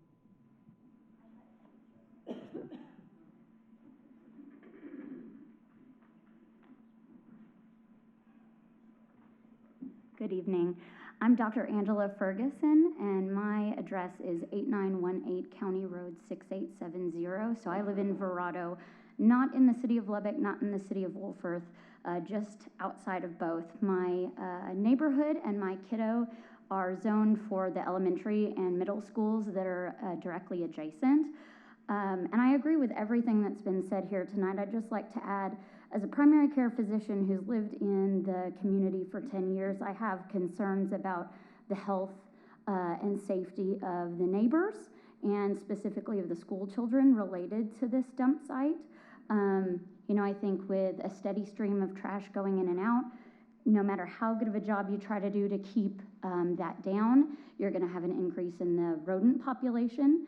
We have to consider the impact that that's going to have to the buildings in the local area. That's a negative impact for children and for all of those who are at risk. The other thing that I think is important to note, there have been medical studies that look at the impact of children learning and living close to solid waste sites, and there are some negative impacts, both physical and mental. And so I really hope that this location is changed to a location that makes more sense. Thank you for your time. Thank you. Anyone else in opposition? Yes, ma'am.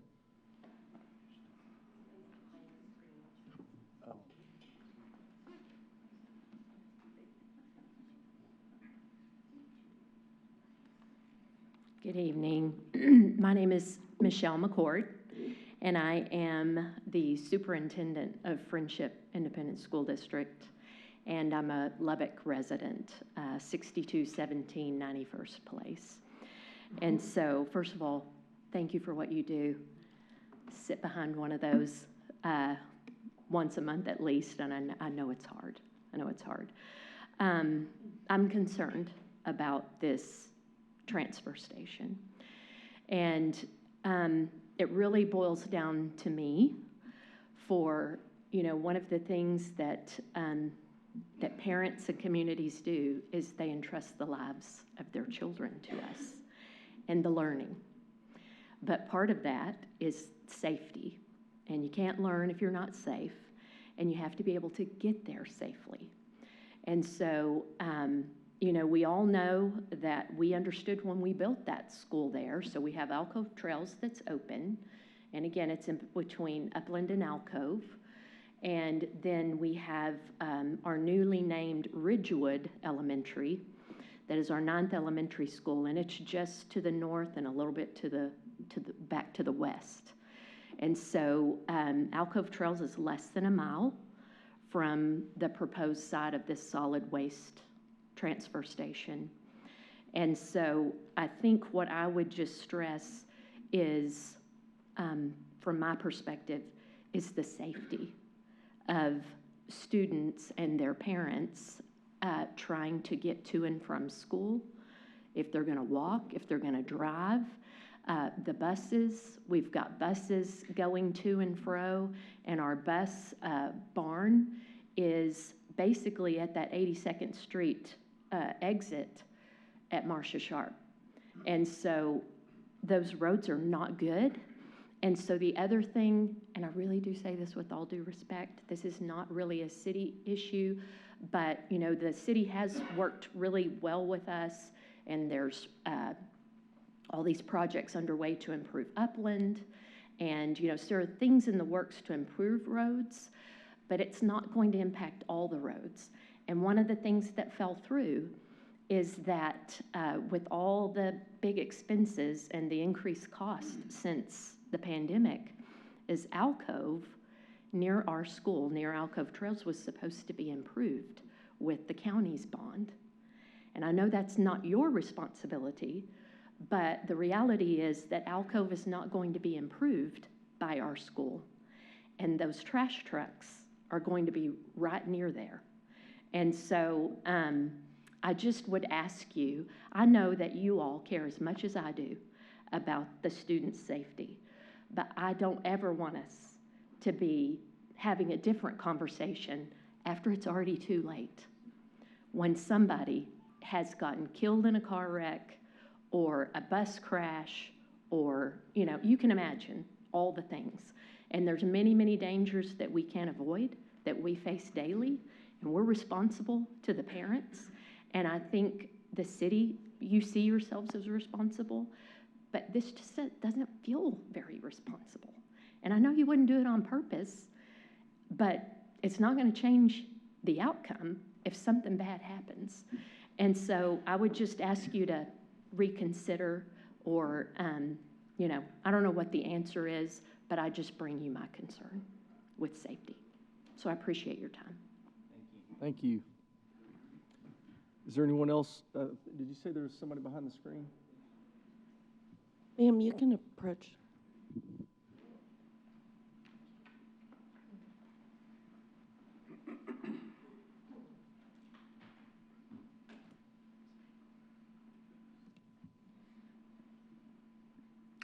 Hi, my name is Candace Omberg. My address is 1006 North 14th Street from Wolford. I moved to Lubbock in 2015 because of my husband's job, and because of his career, we had quite the, we could have moved anywhere in West Texas. So we did quite the tour. I'm originally actually from New England, and I moved to Texas and Fort Worth in 2010, just for some background. When we moved here, going into Midland and Odessa, because my husband's in the oil field, those two places were not where I wanted to raise my children. And I had some friends back in DFW who had gone to tech, and they kept speaking so highly of the heart of Lubbock and how much they love their children. Eventually, I narrowed it down to Friendship ISD. I am a mother of 6 daughters, a blended family, full custody of my first 3 stepdaughters, and then 3 daughters still in Friendship ISD. I have one daughter who's in 6th grade at Alcove. She's outside every single day in pre-athletics, and she's breathing that air. I have a 5th grader who will be in Alcove Trails Middle next year. I also have a kindergartner who will be at the Ridgewood Elementary next year. I drive those roads all the time. I've made at least 4 phone calls in the past year and a half for the Alcove, Upland, and the 66, where there's potholes that I can hardly avoid. I only drive a Honda CR-V. And if someone's oncoming to me, I will crash, or I have if they're coming to me and I can't get over past these huge potholes that are sometimes 3 feet wide, I could possibly, my only other option is to go ahead and lose a wheel. Things are not good over there, is my point. I live in Preston Manor. I love the community. If this does pass, I will have to look at other options. I also substitute for Friendship ISD, and I know that when Friendship ISD and the mothers heard about this, and some of the other employees, they were blindsided. I'm gonna seem like I'm going off topic, but just stick with me for 1 second. In 2020, we adopted a German Shepherd that needed a home. He is a mix. I love my dog, but he is dumb, and he just barks at everything. He barks at everything, and I did it for my husband. And I try to keep that dog inside and entertained when he barks too much because of my neighbors, okay? It's not exactly what's the best for my dog or for my family all the time, but I do that for my neighbors. And I feel like this is not a very neighborly decision to go forward with this, and I hope that you guys really look at that, because I know every single one of you has someone at home that you love that had to go through a school, had to live in a community. It just feels a little bit like maybe someone closed their eyes and took a dart and just said, yeah, that's the place. And then growing up north, the one thing I do miss is the zoning. However, I do love the heart of Lubbock, and I hope that this decision carries through from what I've experienced with the hospitality of being in West Texas. Thank you. Okay, was there anybody else speaking opposition? Yes, sir.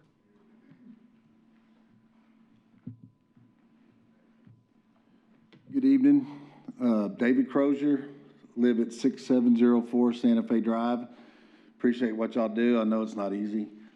You know, I moved from Houston, Texas, probably 30 years ago, guys, and the smog and the trash and just all the above, you know, pushed me to move out here to West Texas. Met a really great girl, got married, had some kids. Friendship School District has just been absolutely wonderful. And we live in Pine Grove Estates, which is very far from there. And I've invested a lot of money in my property. I've invested a lot in my kids. I know, you know, there's a lot of things that would be more welcome there than a trash plant. I've worked around the city of Houston trash plants, sewer plants. I've worked for pump companies. I've worked for concrete companies. I've seen it all, done it all. I just don't think this is it hasn't been thought through. And I feel like there's a hidden agenda somewhere where somebody made some money that it just doesn't make sense. You know, this is a beautiful area over here. You know, this is off the subject, but I suggest build baseball fields. Lubbock needs a lot more of them. I have a 13-year-old kid. We have to rent fields from the city of Lubbock and McKenzie. They're terrible. Potholes, there's groundhog holes, there's mole holes, there's gopher holes. And there's some nice baseball fields on the other side of town that we can barely use because we're not Friendship. We play tournaments there, but if if we want to play or practice at a field, we have to go basically to elementary schools to use a field for grown boys. And I think it would be a lot better fit for something else to be put there. I just, put the trash plant over there at McKenzie Fields. It's terrible over there. I mean, I get it. We don't get a lot of rain, and they're not irrigated.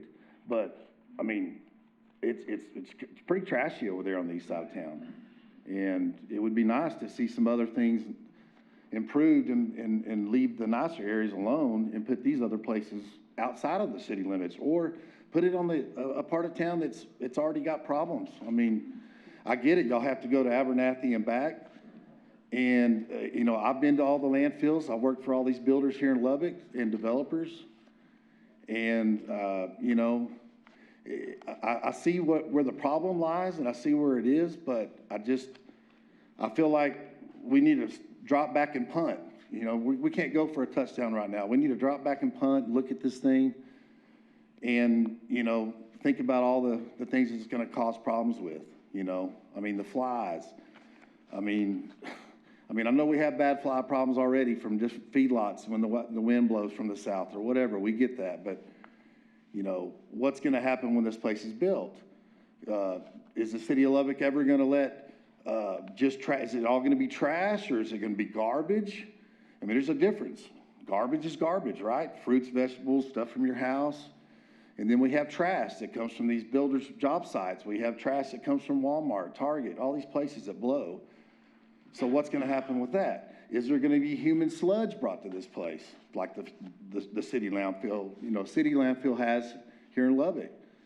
There's a lot of things I think we need to look at before we really rush to judgment on this thing. And I really appreciate y'all's time, and I hope we can all sit down and try to make a good decision on this. Thank you.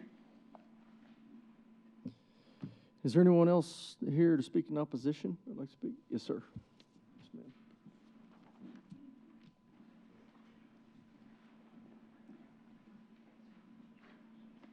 Good evening, everybody. My name is Mike Alissi, 706 North 8th Street, Wolford, Texas. Not 100% sure I'm even permitted to be speaking with you all tonight, but thank you for taking your time. I know you all have families you want to get home to, as well as I do, but I'm trying not to piggyback here. Just a couple quick points of reference. Let's take a look at it. To the west of Alcove, brand new homes coming in at the minimum 50. To the north, a brand new school, future home of a brand new church. To the southwest, we have a Covenant Surgical Center, a brand new theater and shopping center coming in. I just want to bring up one point of reference here. Let's take a look at Alcove. I drive a Tundra, turning down in from the 82nd Marshall Sharp exit to get down Alcove. You can't get two vehicles across there at the same time. Let's try and look at 8 o'clock in the morning. Let's try and look at 3 o'clock in the afternoon when everyone's coming home from school. Let's try and look at 5 o'clock in the evening when everyone's coming home from work. That place gets clogged up, much less having all these refuse come through. Look at it from a municipality standpoint. One accident happens, just one life's $4 million. Probably undervalued, but it's something to consider. I'll leave it at that, keep it short and sweet, try not to piggyback, but please, thank you for your time and consideration. Thank you. Yes, ma'am.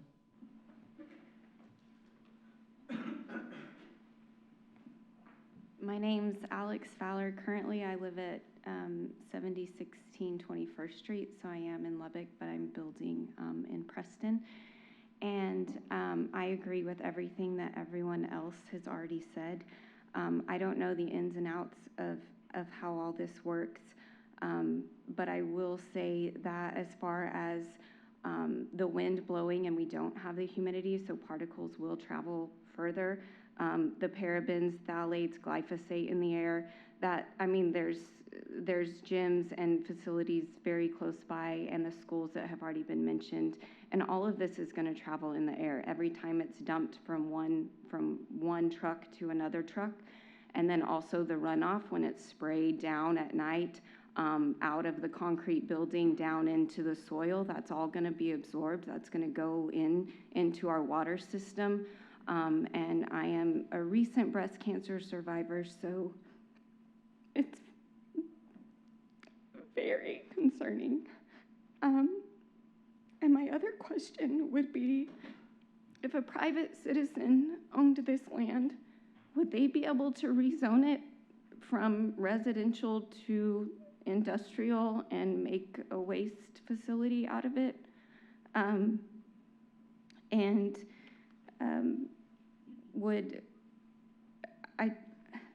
The roads around there, I know they've talked about them, but a lot of them are maintained by the county, and so I don't understand how this is city land, but then will city be responsible for helping with the roads that are around it, even though those are county roads? So I don't understand all the ins and outs of that, but it's just very concerning for all of us that are moving to that area, that live in that area. Just the safety issues with the traffic, with the pollution, the rodents, the smell, everything that they've said, it's all very concerning. Thank you. Was there anybody else in opposition? Yes, ma'am.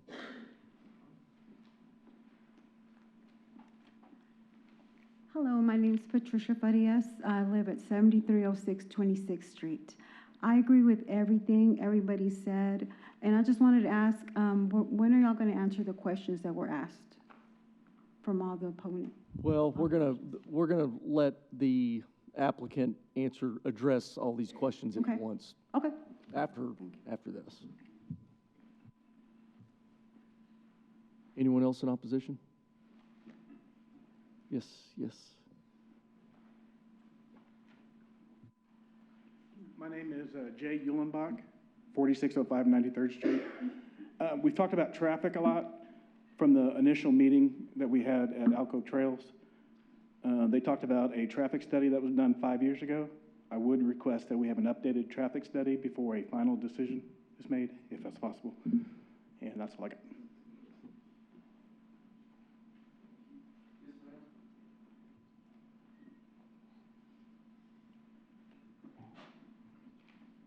My name's Jana Nolan. I'm scared to death. My address is 8308 County Road 6960. I'm in the county, not in the city. In September, the city hosted a meeting to let us know what was going on. In that meeting, we were repeatedly lied to. We were told that this was a done deal. All permits had been acquired, and that there was nothing we could do about it. So when the city says anything to me now, I say, yeah, right.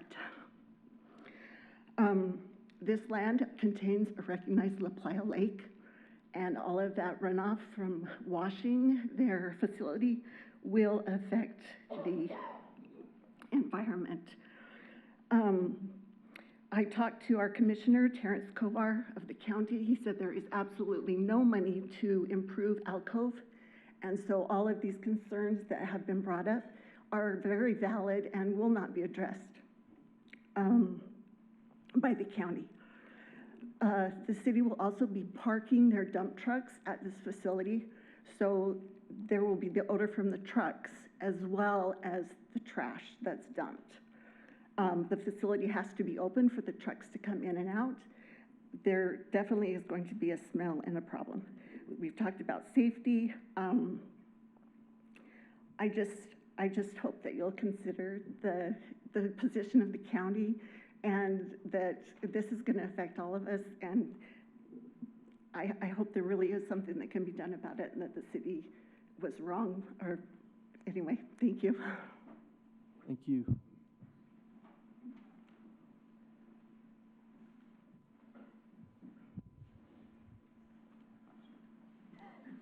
Good evening. My name's opposition? Yeah, opposition. My name's Trey Strong. I live at 4207 104th Street. Although I don't live out here, but I do own the property north of 66th Street in Escondido Ranch, and we develop it. And just, you know, as a developer, protecting our residents and protecting our investment, as you can tell, this would not be the best thing to have out there close to us. Other than the traffic and the safety and health concerns, that's our major opposition. Thank you. Thank you. Is there anyone else in opposition? Yes, sir. Good evening. My name is Brees Montgomery. I live at 504 Buckingham Avenue in Wolford, Texas. I work for the Wolford Land Company. We're developing, we're phase 2 of Iron Horse. We're developing 197 lots in phase 2, which is in between Cambridge and Alcove.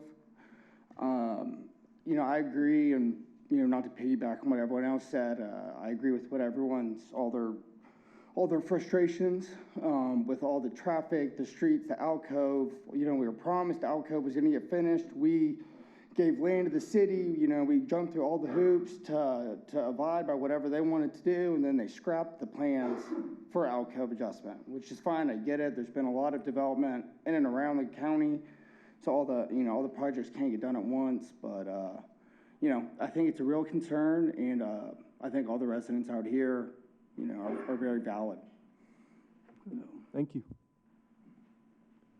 Anyone else in opposition? Okay. Not seeing any hands. Is there anyone here to speak? All right. Yes, ma'am. You were quick. You were quick on that.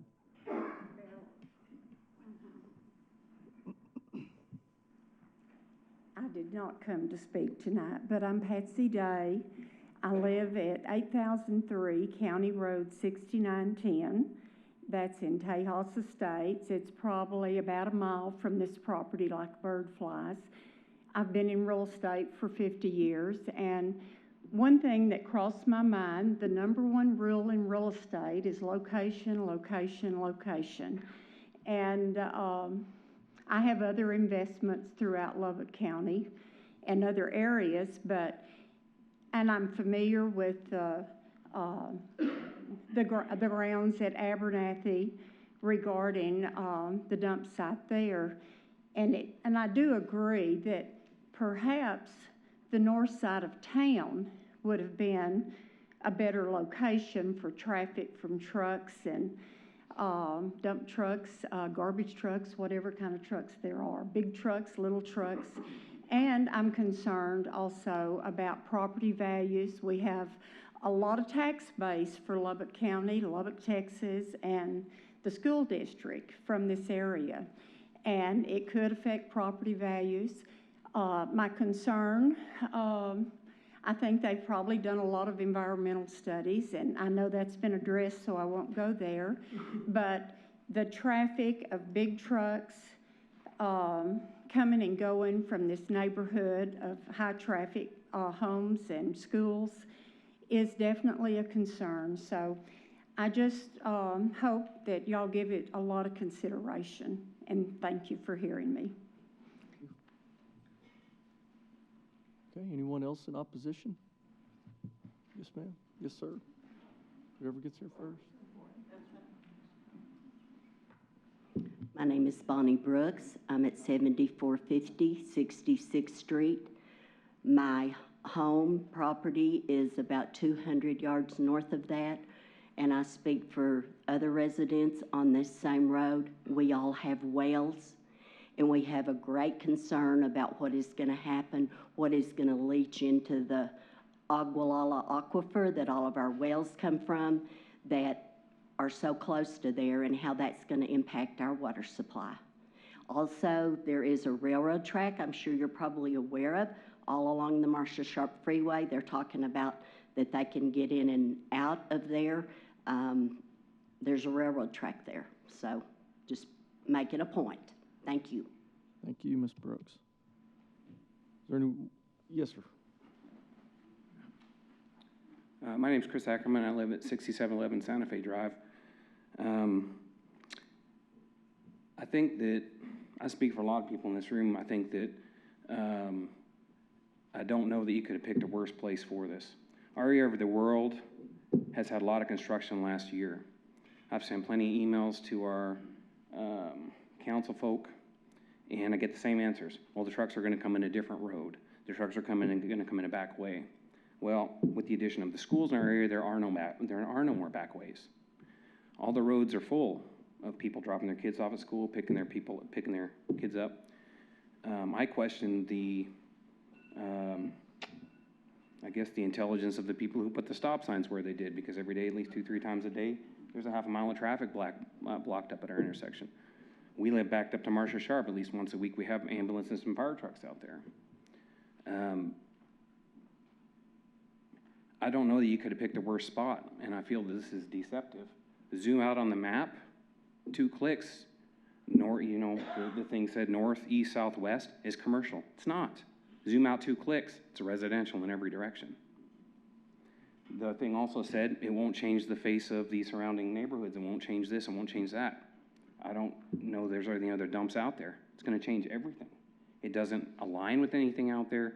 It doesn't align with anything that the people want out there.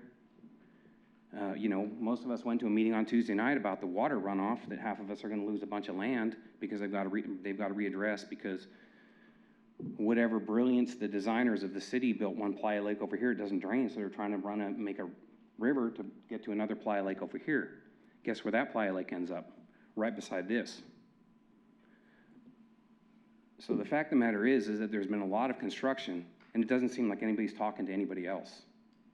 And it seems like this is the worst end of that construction. Schools everywhere, new houses everywhere, very few new roads anywhere, very few places for water to go anywhere. And you're gonna add they wanna add a way station in the middle of that. It just seems to me that this is very poorly thought out for any reason.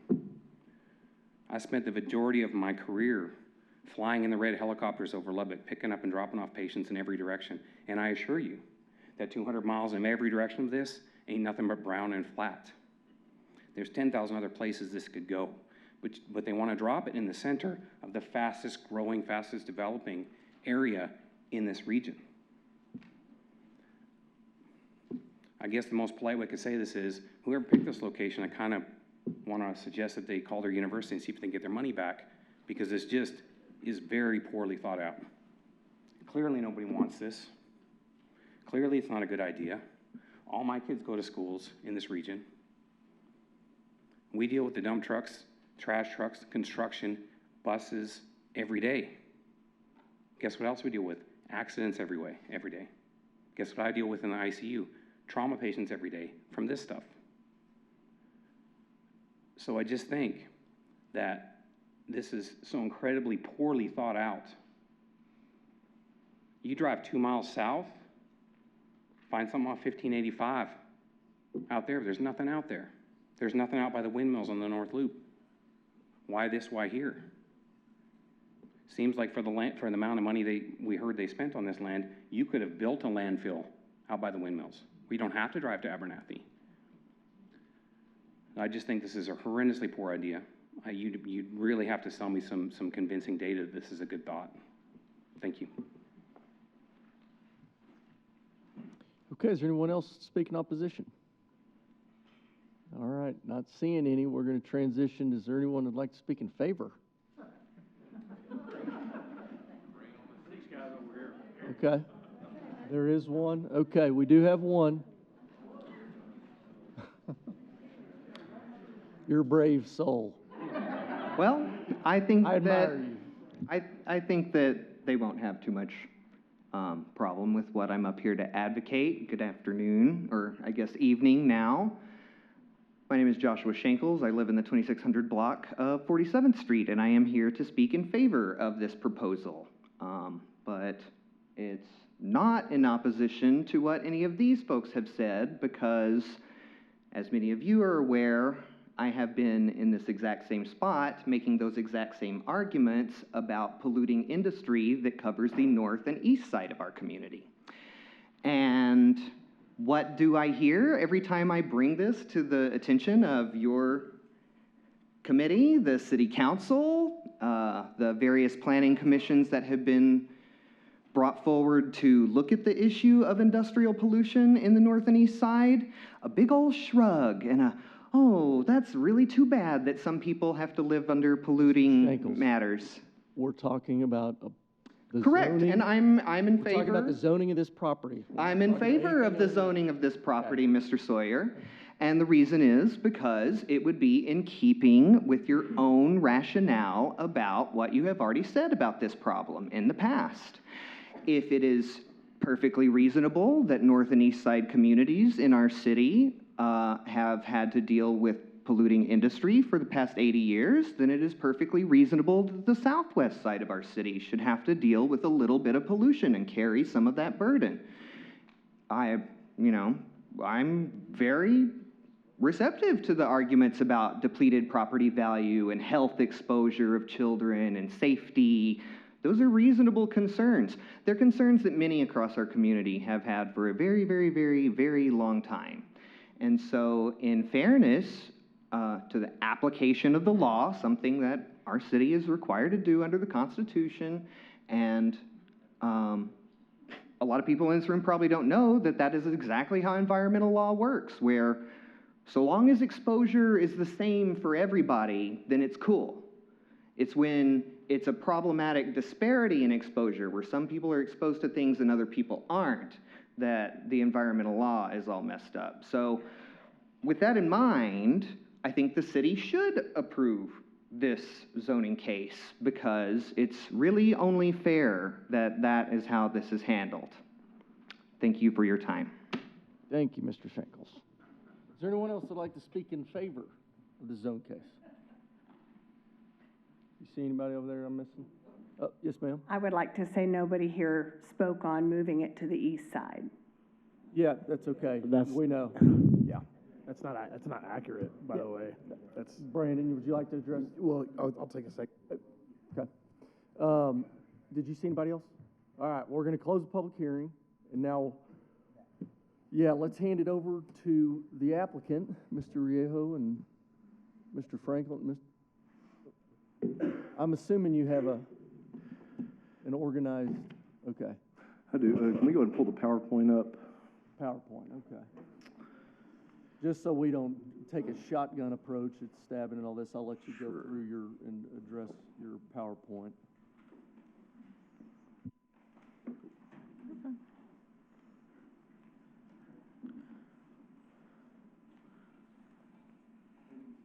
While they're pulling that up, does anyone have any questions or points of discussion you want to bring up now? Okay. Mr. Chairman, members of the Planning and Zoning Commission, thank y'all for allowing us to visit with you tonight. Certainly appreciate all the comments and feedback we've received tonight. We're going to try to go through some of that and cover that, and also want to address any questions that the members of the P&Z have. For starters, I do have with me our Division Director of Public Works, Mr. Wood Franklin, who's worked directly on the project. He'll be here tonight to be a resource to you and us as well here in the audience. Also, I have our design engineer, Park Hill, Smith & Cooper. I have several representatives from their company here tonight as well. So just going to run through, what is a transfer station? Why do we need it? A little bit of background, touch on some of the things that are in the works as far as improving, and hopefully trying to address some of the concerns that several folks had tonight. For starters, the City of Lubbock currently runs, let's talk about the why we need it. The City of Lubbock currently runs 47, 48 routes to pick up residential garbage service 4 days a week. A lot of times we got to run 5 days a week to catch up. Those garbage trucks are in town, and they're making those 47, 48 routes, and they're having to drive to Abernathy for a 2-hour round trip. On average, the average garbage truck in the City of Lubbock spends about 4 hours traveling to and from the landfill. That's 4 hours that they're not able to do collection. We understand we have an efficiency issue there, so that's one thing we're trying to address. As Lubbock grows, it's really important. We've had tremendous growth in Southwest Lubbock and other parts of Lubbock as well. We're starting to see it all around. There's a pretty significant benefit to the project.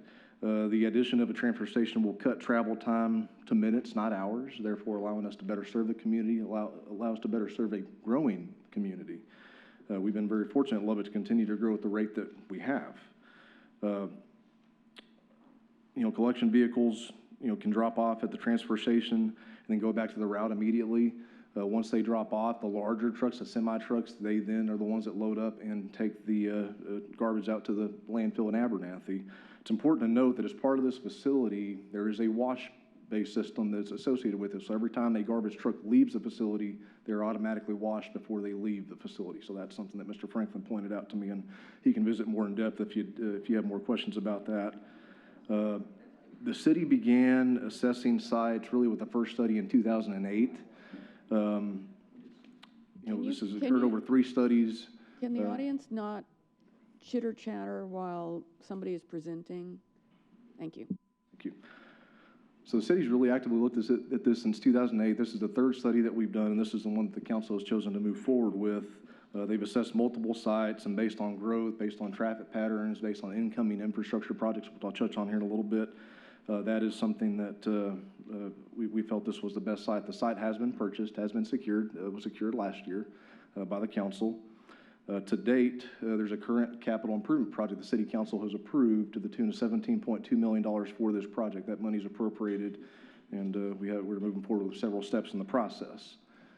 There are a couple of council members that, myself and our city manager, that had the opportunity to tour one of the facilities in the Metroplex. This is actually a transfer station in Richardson that we had the ability to tour and walk through. Another council member has toured the single largest transfer station in the United States, in the state of California, very recently as well. So we're very familiar with transfer stations and are really trying to take best practices as we move forward. There is no sludge; it's strictly household waste that will be collected here. Wanted to point that out. We're looking at a 36,000 square foot facility out of a 70-acre site. The facility is entirely enclosed. Again, as it's been mentioned, these garbage trucks drive in, they dump the waste. It's multi-layer.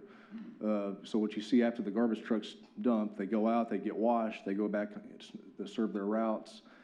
Following that, the semi-trucks then, which are much larger, they carry more capacity, fewer trucks going to the landfill. They then, they're the ones that actually head to the actual landfill itself, allowing for our garbage collection trucks to be on the road less. There's another facility.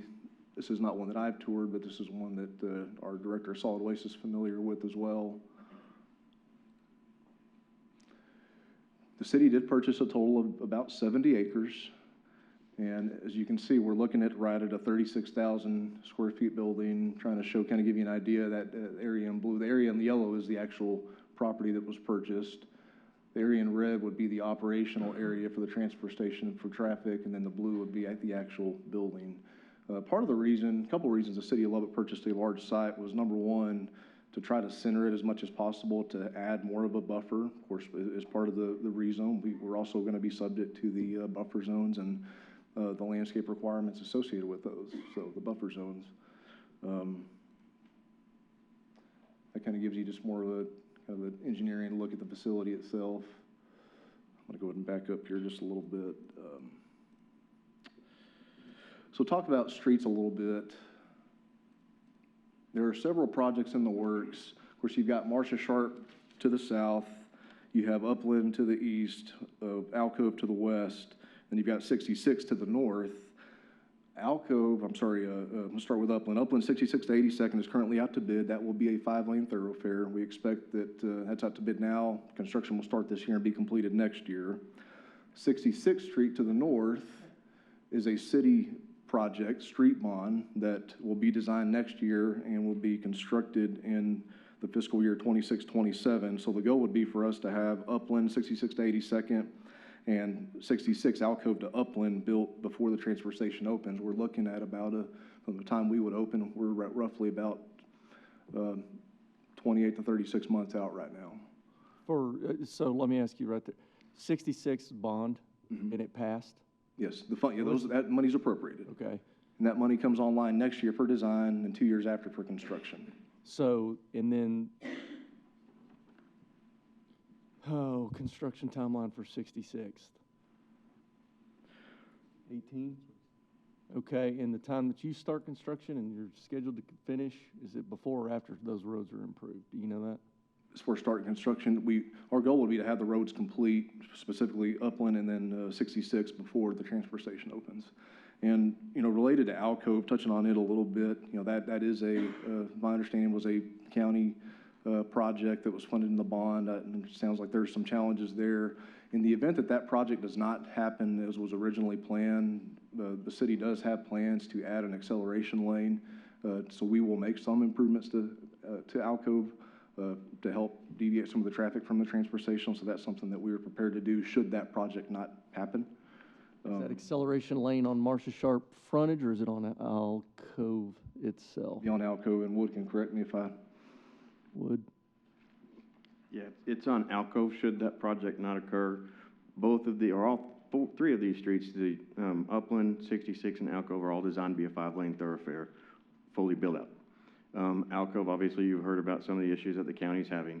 So should that project not occur and not get built prior to our project, we do have acceleration and deceleration lanes as it approaches on 76th Street. Okay. Okay. A few other things to point out. Obviously there's roadways that have been funded that money's appropriated. They're either in design at bid that will come on before the transfer station comes online. The facility is all enclosed. The facility will also have filtered ventilation, odor control, dust control. It will be a city use only facility. That hasn't really come up, but I wanted to address that. There will be no private haulers that will get to use the facility, so strictly City of Lubbock use for that particular facility. It's going to be very heavily regulated. We are in the process of submitting our application to the Texas Commission on Environmental Quality for a permit. So they will vet it. That process could take up to 12 months. They're going to look at the environmental side of it. They will look at traffic patterns, and like I said, they're going to look at it holistically and provide feedback as needed. So it's going to be a very heavily scrutinized process to get the permit, and even after the permit, we will have drop-in visits by the Texas Commission on Environmental Quality. There will be annual reporting. It will be a very heavily regulated facility. We will have to keep up to par per their regulations. The next steps that we have right now, we're in the process. We would like to do it simultaneously. We're planning to submit our permit request to the TCEQ at the end of this month. Next step here is to do the rezone. And then following that, it would go to council and whatnot. And while we're in the permitting process, the goal would be to do the design, work out some of the details in the design, and be ready to go out for construction 12 months from now. Can you back up a little bit? When Sure. you mentioned, and quite a few people, odor control, what does a facility like this do to control that? Because it's obviously everywhere else in the state. What do they do? What do you do? Sure. What do they do? One thing that I noticed when we went to the facility at Richardson, and it's something that we talked to our director of solid waste on, and we have plans to do it here. They have a deodorizer at every single entrance, because you're right, you've got to roll up the doors as you're letting trucks in, but there is literally just a fan with it's got a nice odor to it. It's got a certain favorite fragrance to it. That's one thing. And Mr. Franklin and Mr. Holder, y'all may have additional things that you see as far as ventilation or other things. So the facility you toured, did it stink? I mean, as you approached the facility, did it smell? When you got inside, I don't know. I've never been in one of these. I'm trying to think, anybody downwind? It seemed to be, it was contained within the facility, and even then they had the odorizer. You have people working in the facility, so you have environmental health concerns there that we have to abide by, that they have to abide by. So you have an active working crew in the facility. I know it's going to be heavily regulated. It's just a matter of the reality of. Going back to the roads, I do want to touch, and I missed this. Obviously there's a lot of concerns with traffic. We have those same concerns as well, and it's been part of what we've taken into consideration. You have a couple of 5-lane thoroughfares that have been funded that are going to be built. We have some deceleration, acceleration lanes that will be added if the other project on Alcove doesn't come through. But we do have a traffic study that's in the works. I've seen the preliminary pieces of it. That will go to the TCEQ.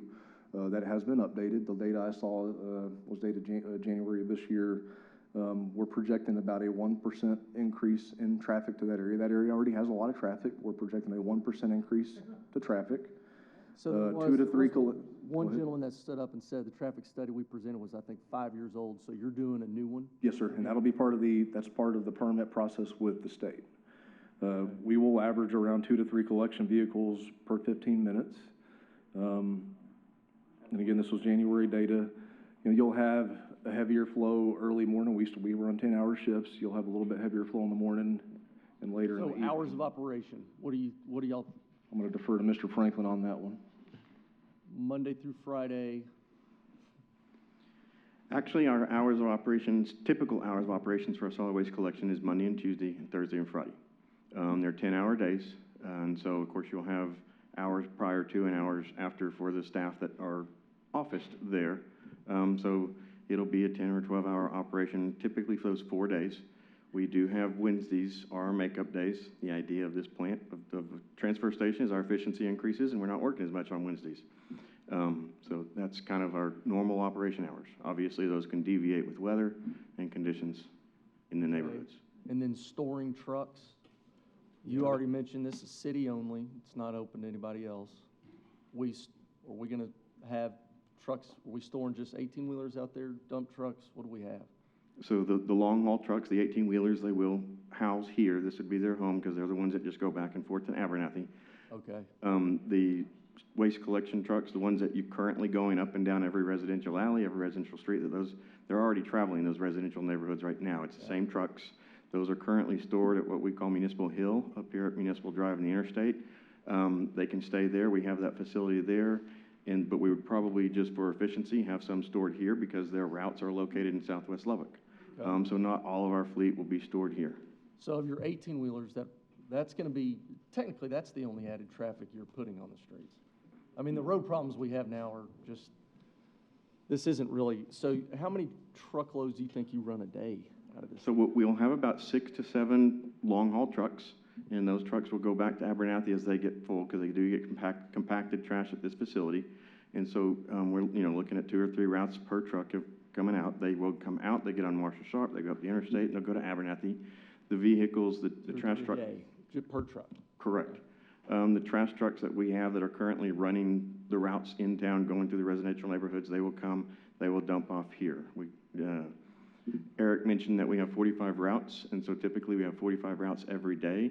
Those routes take 2 trips to the landfill. We assume with the growth in Lubbock and the growth happening that we'll just have 45 routes. Those will 3 times a day will come here. They'll empty their load, and they'll be able to get back in the residential neighborhoods to collect trash, and then they go off. So that cuts down your... And that's the entire 45. Now, we have 45 routes in the city of Lubbock. The northern routes, it's going to be probably cheap or more efficient for them just to go directly to the Abernathy landfill. So not all of those routes will deposit their waste here and then transfer into a long-haul truck. So, and this is none of my business really, but the pro forma on this, what's the payoff period for this deal? Currently right now, as with everything, you want to look at your payoff, and any time that you can pay your debt off financially before. So we take 20-year notes on our debt on this, and the payoff here is anywhere from 10 to 15 years. So this facility will pay itself off before our projected debt. One question on the big trucks, will they come back? Will they be emptied every day? Will it be cleared out at night, or will some of them be still staying there? Correct. None of the trash by our normal operations will stay at this facility. It's exactly what it's named. It's a transfer station. We are transferring the residential waste that is currently being collected in the alleys. We're going to transfer them from the smaller trucks to the larger trucks inside this facility, and they'll go off. So under normal operation. What I'm saying is the big trucks are basically going out the same. Correct. They'll go out, they'll go away. In the permit, we are asking for the ability to store trash over here because during rain events, the landfill may be closed. Right. There might be some situations. So we want that flexibility in operations, but that is not what we will be doing on a daily operations. The exception rather than the major exception and not the rule. Hey, Wood, on the map here, can you run the mouse with both truck types and their routes, like the normal collector truck, which is the smaller one, and then the 18-wheeler? Can you run us through both routes proposed? So right now, our only access to this property is off 76 coming from Alcove. The residential trucks that are coming in, the collection trucks, they'll be coming from all over town. Some of them are coming from north, some of them are coming from south. So how they come in will be from different directions. The long-haul trucks coming out, going 76 down Alcove, and then coming around the turnaround and getting right on the Marshall Sharp Freeway. They're not even going through a signalized intersection because there's a turnaround right there. We are currently in the process of acquiring additional property so that we will have an access on 66th Street, so not all of the traffic is funneled at one intersection. That should be closed, and that should be taken care of prior to this property opening up. So the 18-wheeler is going to go south on Alcove and then have to make the turnabout and get back on Marshall Sharp? Correct. Okay. So the improvements that we're making are on 76th, and county's taking Alcove, if the county does it. And do you have access to 66th from this property? At this time, we do not. We have not closed on property, but we are working on closing property to have access on 66th Street. Okay. Which will be a 5-lane. Which will be a 5-lane thoroughfare, yes, sir. Can you elaborate on the wash? Because there's a lot of concern about the water going into the ground. Yeah, so, you know, we are highly regulated. Obviously, all this goes through the TCEQ, and so they're gonna look at what we are doing. Every floor is lined where this trash is. It's a concrete floor. We're not putting this on dirt. We're not putting any trash on dirt. The trash trucks that are currently driving the streets will come in. It's an automatic wash that we have. We don't have one of these at any of our facilities, so this is new to our operations, and the trash truck will be able to drive through. They do not even get out. It's automatic. It washes the tires and washes all the mud. We get a lot of complaints today, not necessarily with the trash or anything of that nature, but the trash trucks going through our dirt alleys, dragging that dirt onto the streets. They go to the landfill. They're on dirt there. They come back. We have that huge complaint right now, just the trash trucks driving and the impact that they have on dragging the dirt out of the alleys on the street. So this is going to improve that. Those trucks will be washed every time that they come and dump this off. And the runoff's contained on this? And that, yeah, it's just like your car wash right now. That's contained. That runoff goes into a basin down at the bottom. It's filtered, it's clean, and it's taken to the water reclamation plant. Yeah, okay. Because I know there was some concern about Apply Lake, well water. Mm-hmm. Then I wrote down water again. And we do, So and that's- you can, the flood zones on here, you can see we do not have a Playa Lake on this property. Right. It's kind of mentioned there, so we don't have any standing. Well water, so, and TCEQ is gonna, okay, all right. We do have a stormwater detention basin planned right here, because there's really not much we can do in this corner. So the stormwater that runs off this property ultimately goes into the Playa Lake over here, but we will have a stormwater detention basin that we can catch anything that we need to, but none of the, it's all, like we mentioned, it's all enclosed, so the stormwater, any of that nature is not going to take any of our trash and wash it down a stream. Another thing that was brought up multiple times was finding a location. Can you talk about, you know, why did you pick this location? Did you look at other locations? Sure, we looked at several locations. A lot of factors go involved. One of the main factors is we want to be at what we call the waste centroid, which is really the center of Lubbock, the center of all of our routes. So our routes are going, it's not conducive for us to be on the outskirts of town when all of our routes are in the center of town. So actually, ironically, the center of Lubbock in doing the study and where Lubbock's been growing is right there at McAllister Parker South Plains Mall. That is kind of, when you look at the center of Lubbock, everybody thinks of the center of Lubbock being in the middle of Loop 88, but that's where the center of it is. So we looked at a lot of, that's our main goal, is to be at the middle of all of these routes, so it's more efficient for those trucks. They're not having to spend less time off of the routes picking up trash. That was one of the main factors. Obviously, utilities, size. Finding 70 acres in the center of town is very difficult to find. This area is bound by a railroad, a freeway, and what will be 5-lane thoroughfares. There's no residential, with the exception of a few homes inside that boundary, and so that is a very good No, location. hey, ladies and gentlemen, let them present. I'm sorry, go ahead, Tina. I was gonna ask about the buffer on the side. How much buffer, because you're right, it is 70 acres, you said, and you've got it centered well. So what is the distance from your structure to alcove, for example? Is that half mile, quarter mile? From alcove to this, yeah, what would be a collector level street is a half mile. So from kind of where I have this blue box, and these boxes are just kind of on their general area there, just put on there so you can see the size of the structure. When people see that we're doing a zone change for 70 acres, they think this is a huge facility. Ironically, it's not. The building's about 150 feet by 250 feet in dimensions. So about half a mile due east of alcove is where the actual structure itself will be. The entire property will be landscaped accordingly. There will be a fuel facility located on here, because obviously with the city vehicles, we have to fill them up. Scott, I didn't mean. Yeah. In the notes that accompany this at Park Hill, they mentioned that on the 70 acres, you're going to build this, and then other various city services.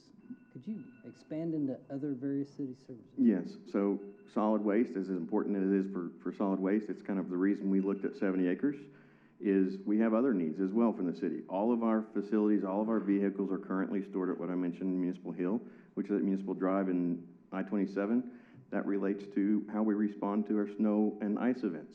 When we're out there and we're running around and our vehicles are doing ice and sand displacement, every time those vehicles want to fill up, they have to go all the way across town and they got to come back. Very inefficient. And so this will ultimately be, it's not funded by council at this time, but long-term, looking at it, literally a public works facility that will include fleet, streets, and water as well. Okay. Another note in here, in the plans that Park Hill presented for you, it's got something called a Citizens Convenience Center in there, and since you said that this will not be something people can go dump waste or contractors, what is that? We're looking at a recycle center adjacent to it. Okay. So the idea would be that instead of, we want to limit what we're putting in the landfill. We want to obviously be environmentally conscious, and so adjacent to and part of the structure that, and it's in the project, is what we call a MRF, which is a materials and recycling facility. So just the structure, this structure itself's not open to the city. It's just, or open to Correct. anyone other than. I got you. Okay. Not today, but down the road. Okay. Just declare not today and not down the road. I mean, the recycle facilities is, right. The recycling is part of the project. That will be there. And so I guess, citizens could drop off cardboard, but we're not accepting any trash from residential. Okay, but that'll start day one. Citizens dropping off recyclable. The recycle might lag behind all that. Okay. I know you guys had a town hall, and I read about it, whatnot. Was there anything out of that town hall that came to light that changed anything or improved anything on the project? Was there any comments considered that went into changing something at all? They're obviously at access, we heard a lot of the same concerns. If the county doesn't step in and is able to do alcove, then we are prepared to address that. The other thing I'll highlight, we're going to be bound by, there's some earlier zone cases talking about buffer yards, buffer zones. We will be required to abide by that, and we want to make sure that what we build is a quality facility. I didn't bring any with me tonight, but we've got a transfer station page built. If you look at some of the other existing city facilities, whether it's, pump stations, we got several facilities that the city of Lubbock historically has done a very good job of building quality facilities. So we want to make sure that when folks drive by this, that really you shouldn't even tell what it is in essence. So, go ahead. So we will definitely take that into account as we're doing the design. One thing came up is obviously visibility. This is a large piece of property. We're going to have a small facility. What are we going to do with the remainder? So we have looked at adding, I guess what we would call a buffer zone or a greenscape zone on the west side of the property, and making sure that we plant evergreen trees or any other kind of vegetative that would give a good buffer for that property. So is it fenced? There's going to be technically two fences. So obviously the transfer station itself and the site, the red boundary is going to be required to have a fence, and then the entire property as we develop it would have a fence as well. Okay. So back on the alcove issue of that getting paved or improved by the county, whether it gets paved or let's say it doesn't, explain a deceleration and you have to just lower your hand. I can't get you up here yet, or right now. Not right now. Yeah, we've closed the public hearing, so we're not going to hear from citizens at this point. So let's say alcove doesn't happen. Explain a deceleration and acceleration lane. Is that just a third lane adjacent to your property? Correct. So as you're going northbound, making that right-hand turn movement, and you're slowing down to make a right-hand turn movement, you will be able to get out of the way and allow traffic to continue to go forward without any encumbrance. As you're coming south, or as you're leaving the facility and going north, they're not up to speed of the traffic, so they'll have another lane, I guess, on the side. So up north and south of 76th Street will essentially be a three-lane should something like that occur. So it'll be that lane will be closest to your property, and from 66 to 76 headed south will be a decel lane on the right side, on northbound on the right side. So as you decel going into it, and then as we come out of the property, turning north, there will be an acceleration lane. Okay, that was gonna be my question was, is there any concern about the integrity of the road that's out there? I know, we play basketball at Apex all the time, so. Absolutely. It's bad, right next to the railroad tracks. Yeah, absolutely, there's concern with the integrity of the existing road. It's a old strip paved road when it was, nothing was developed out there. With the bond project, the 2019 bond project with the county, and we were hopeful, as every other citizen is, that will be developed into a 5-lane road with new structure. That's not a city project. I don't have control over that. It's a county project, and we'll just do the best we can. I do want to just remind the commission, we are working on providing access to 66th Street. So we have, and I don't know the details, but we were in the process of closing on the property to the north. So that is something that we plan to have as an alternative access, and we'll work that into the permit the further we get into the permitting process. So, and not for this discussion, but there are discussions between county, city, and trying what we can do on getting Alcove taken care of. But that's. I just wanted to ask a question again. We appreciate your efforts. Anything that can be done. Go ahead. I just wanted to ask the question again because I think I missed it. But when you visited these other facilities, like, what was your experience? Did it smell as you're approaching the facility? As we were approaching, it did not. Now, there wasn't any wind where we were. There's one that we saw, the one in Richardson. There was a part to the east, neighborhood to the east. It was surrounded by, it was kind of interesting. But it was very much an enclosed facility, so, an operation. This is not a new concept. Amarillo has one in the middle of town. Wichita Falls has some. Metroplex has some. I can give you many examples where these are next to shopping centers, next to restaurants, next to residentials. Much closer than we are without a buffer like this. Would you say that potential smells, problems, stuff like that would be affected by how well the city runs it? Absolutely. I mean, have you seen some cases where the cities have done a poor job? I don't want to speak on behalf of any other city, but as with anything, as whether it's your personal maintenance or it does require maintenance, it does require operating it, and as we are regulated by the TCQ, so if the city is lackadaisy, so to speak, of how we maintain a property, we will be gigged, we will be fined. Okay. So this is a weird spot. I don't know if I've ever been in a position like this. So the land's purchased, closed on. We're done. Okay? No, ma'am, no. So, and I'm also hearing you got $17.2 million appropriated for whatever this facility is going to be, which puts us in a pretty bad spot. I don't have. I'll say this though. We don't. Go ahead. I disagree. I mean, Yeah. Yeah, But and it's also though. backwards. Also, just because they bought it, that doesn't influence my decision. Good. It shouldn't. Like. And my second point was, y'all done a good job at addressing this. When I look at it strictly from a zoning perspective, I like everything y'all done. I like the location of where it is on the property. I get that you got to be in the city, not out of the city. My hope, and I'm going to put faith in the city, that Upland and 66, they're going to happen. It's going to happen. Alcove, I get it. That's a wild card. But y'all, I like the efforts you're making in doing that.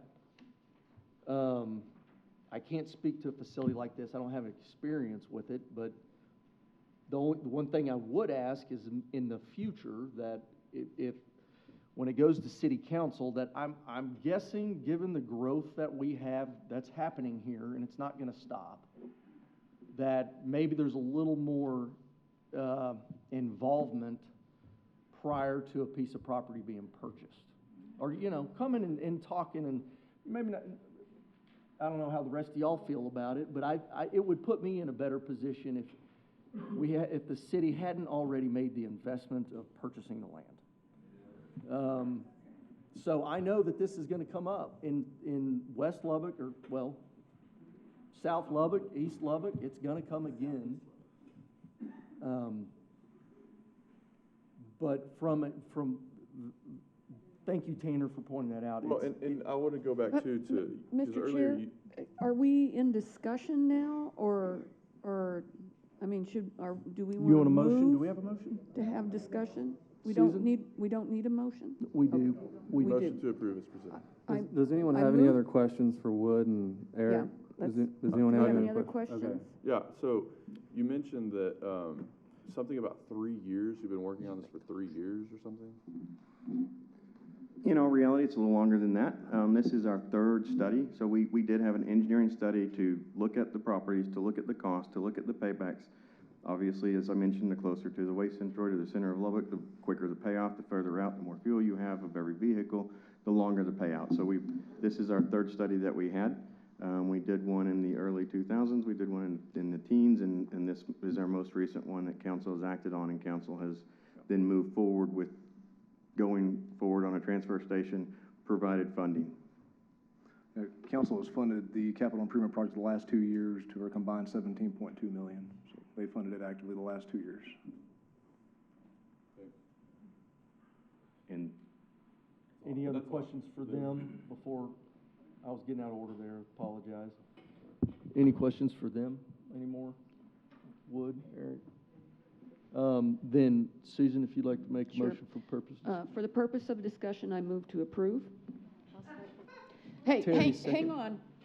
That's how we have to do it. We have to move to approve. It doesn't mean that's how we're going to vote. This is Now, for purpose of discussion. we are having a difficult discussion up here, and it helps us if we're not interrupted, okay? So for the purposes of discussion, I move to approve. Thank you, Susan. Terry had a second? A second. And then I'd already started the discussion.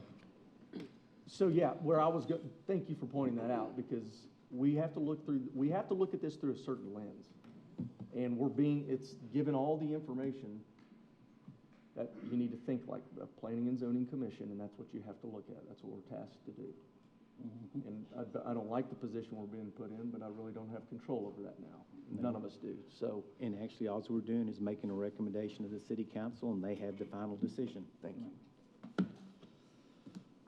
When considering this project, we're also having to take into consideration the cost effectiveness of this being positioned where everything is growing.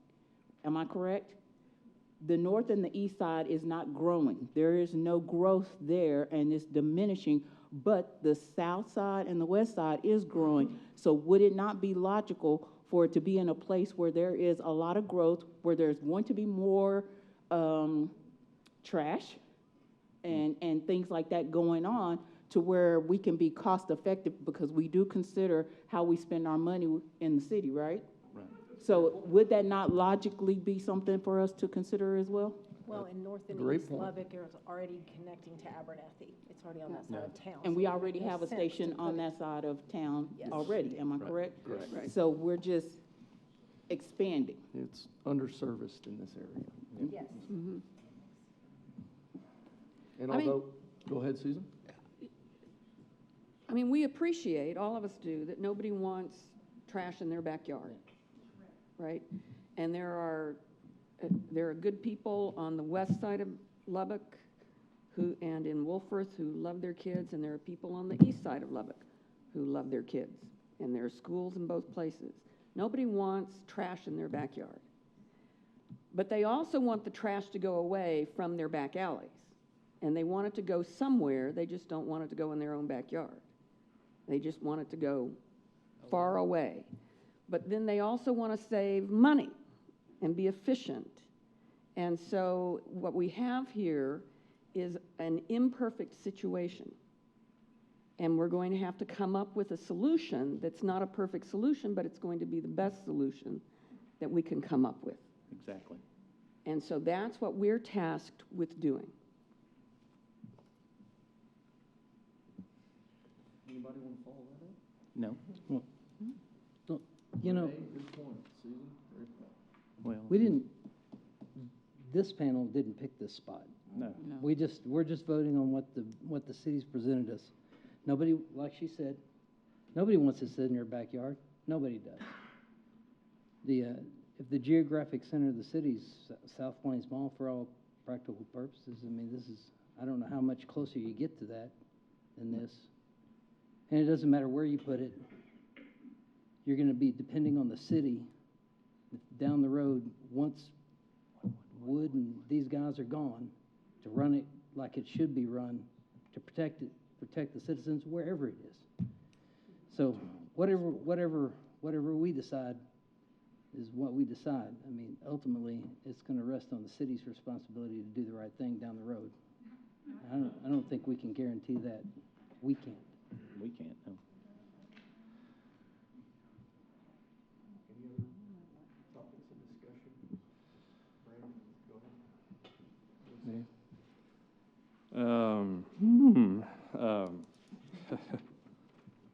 Scott, you raised a good point. Do the right thing. I was all week and leading up to this, I got a lot of phone calls, more than any zone case that I can remember. All week leading up to it, I was in favor of it. I think that the facility is a good idea. I think that the site plan is a good idea. I like the idea. I like all of it. I think it's great. I think the building would be built correctly. I think it would be managed correctly. But something about it just doesn't feel just 100% right to me. The megaphone in the room to me was the school district comments. That changed some thoughts to me. I hate it that it's been bought. I think that that's the tension in the room as a taxpayer. Because if it wasn't bought, we'd break the contract and go on down the road. But I hate it as a taxpayer that the property was bought without zoning. And that's not for what our job is, but I'm a taxpayer. Right. And I don't like it.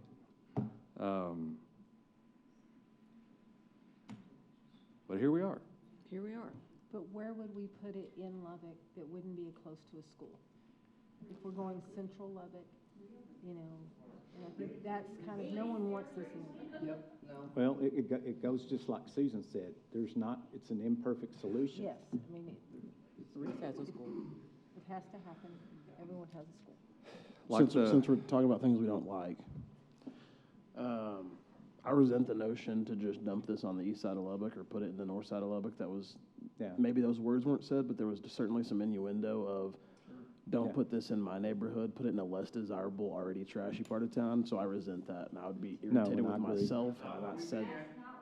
I would be irritated with myself had I not expressed that here. I know that's not what all of you said, but it was certainly implied by a couple of individuals. I can also appreciate the perspective of Mr. Shankles. I probably messed your name up, but there is some irony there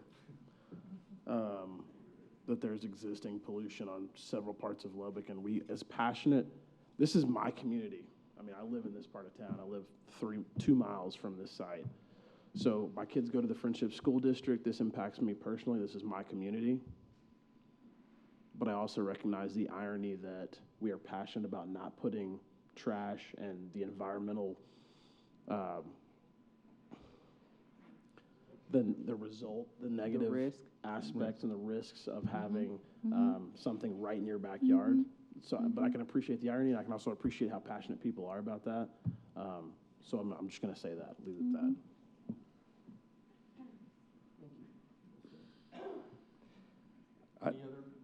I think, again, I think it's a good project. I do. And back to the other zone case on 98th, I think it could be made great, but it's been bought. Mm-hmm. And I think it could be great somewhere else. I do. But dadgum, No, yeah. It is, I also it's feel not an like, ideal I situation. agree with that 100%. I mean, I'm bothered by the fact it was already bought, it was brought to us with that money spent. I agree with everything everybody has said. But if we don't say, okay, on this, if we don't approve it, are we just kicking the can down? Where are you gonna put it in Lubbock?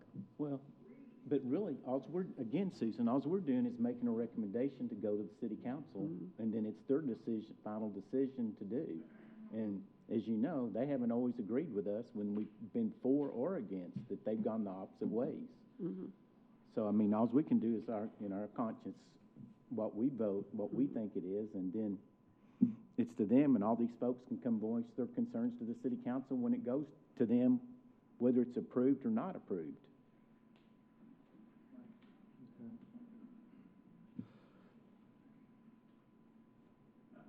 I'll say one more thing. I hear what you're saying about it being purchased, but it's a valuable piece of land. Like if they didn't do it, then they could sell it, you know, or they could make it into a baseball park. And so, to me, that doesn't really. I mean, I do understand what you're saying as a taxpayer, but also there's alternatives if this doesn't work out. That's a good point. So that really doesn't impact my decision. Well, I agree with that. I mean, that's not necessarily influencing my decision, but I don't like it. Yeah. No, It's not influencing my in- decision, but I don't happen to, that's not how I think it should be done. Okay. You ready to call the question? We have a motion, we have a second. Mr. Chair, could I Yes. ask that we do a show of hands for this vote? Yeah. Thank you. Yeah. Show of hands. It's like I am so on the fence with this. It's like Well, are you ready for me to call the question, or we need to? I'd prefer you wait a second. You need a second? All right. Okay. I would like to think about this, because I've heard what everybody's had to say, and I'm still sort of, I mean, this is a tough one. Yeah. Okay. Take a couple minutes, have a few minutes. Talk amongst I'll just yourselves. because I think maybe my answers have been confusing. So I want to clarify that for me, I think this is a good location. I think that the plan is good. I agree with what Brandon said about, you know, obviously nobody wants this not in my backyard, but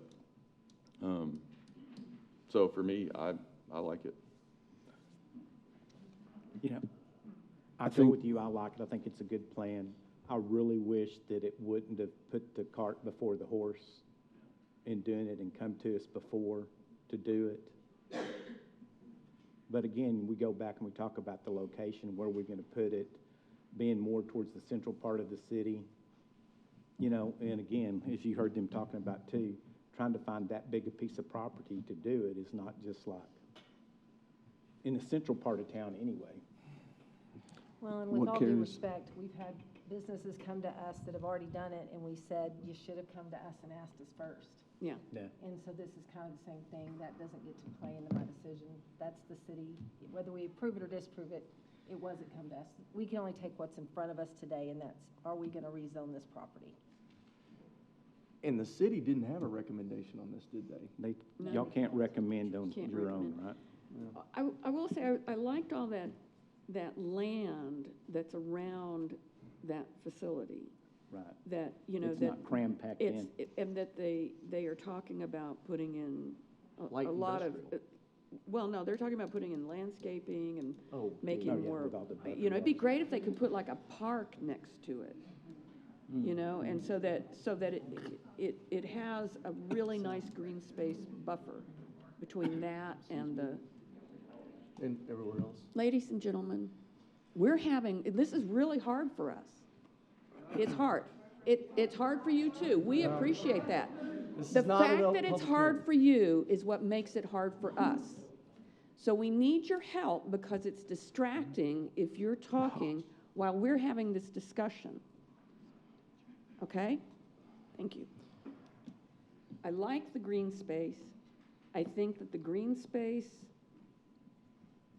is a better buffer than a lot of light industrial gets.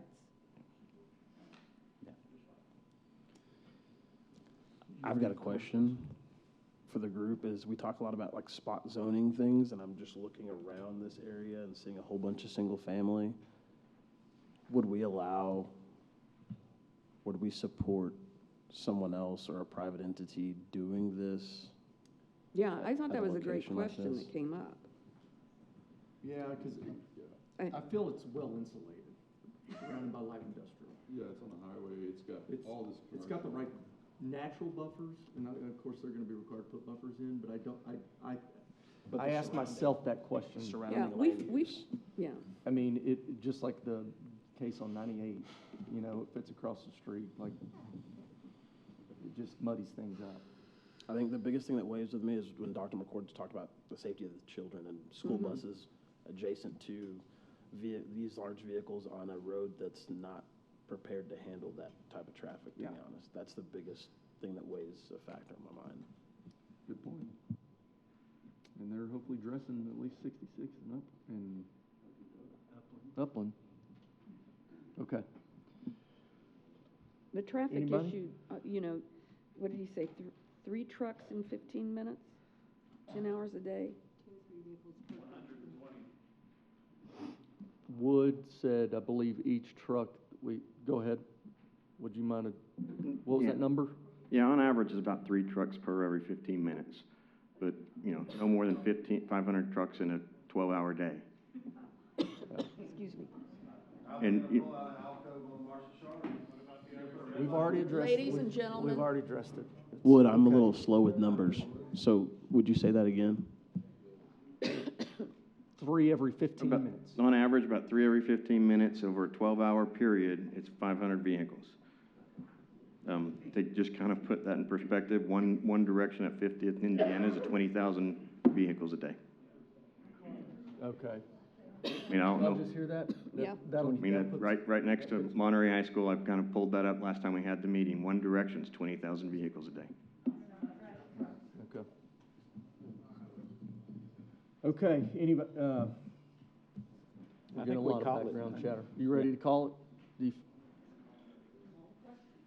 Okay, you ready to call it? Too much chatter. All right. Well, by show of hands, all in favor? Aye. All opposed? By Aye. show of hands. Okay. Did you get that, Karen? And it goes to city council. It goes to city council for 2 readings, and that first meeting is? Tuesday, February 13th, 2 o'clock in the afternoon. Okay. February 13th, 2 o'clock in the afternoon. Thank you. Thank you. It's amazing that we get paid as much as we do to do this. You know, I was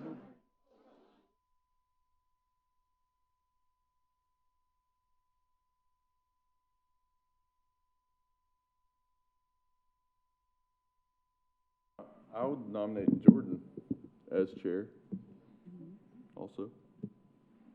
So how do we work through? Well, yeah, well, if it's not unanimous, you all can just kind of discuss who you think you would like for chair or vice chair, and then we can vote on it. Instead of having competing motions and making it really complicated. I'd be glad to do it, whatever. Yeah, I mean, I just think with your tenure on the commission, I think you're the longest tenured, or Susan is too. Well, I am not doing it. You can just get that. Maybe Scott is actually. No. But anyway, and then just your involvement in development, community and everything, I just feel like I'd be glad you to do would it. be a good choice. Well, And Jordan, please don't take this the wrong way, but I think for the same reason, I would also like a breath of fresh air, like that's not in the development community. Yeah. And so I'm not speaking to myself and say, hey, elect me as vice chair. But I think James has shown just a dedication to what we do, research on all the cases, and not to say you haven't. I think you do a whole lot of homework too. But for that same reason, I think. Well, and I would do like think to James, entertain. you know, being not in the business doesn't have to recuse himself, and so he would be able to be chair for every single one of these. So that was my other reason for. Yeah, and that was my Nothing my against you, same Jordan, at thing. all, because I respect 100% what you bring to the table, No, and you bring a lot of knowledge to this. Yeah, I do recuse a lot. And so I just, for that reasons why I think someone that doesn't have to recuse would be. Well, when I started on this board the previous time, Dan Wilson was chair. And, I came on and I didn't know as much as I really needed to know. And it was really nice to have that kind of developer builder insight into things that I never thought of, things that I never considered. And I don't have anything. I think, maybe what we need is Jordan and Brandon. Jordan is the chair and Brandon is the vice chair. So I'd like to propose that after this. I mean, I think there's a kind of knowledge that really comes from doing this day to day that the rest of us don't get. And I think Brandon being an engineer in roads, I think maybe that'd lend a good amount of knowledge to the position also. But would there not be someone who is still in the business as a developer that can bring that knowledge to the table that does not have to be in that position? If they're still on the commission, they can still offer that, and I would, I would ask that they would, because they're going to give us that additional knowledge that we need on those topics and those subjects. But sometimes I think we're kind of developer heavy. Okay. And they have a lot of influence and impact on some things that are done, and I just that's something that I kind of think about. Mr. Chair, could I make a recommendation? Yeah. Okay, so all 9 of you are here, and there are 2 that are being proposed for chair. So if those 2 do not enter into the vote, you'll have 7 remaining, so there will be a majority, one way or the other.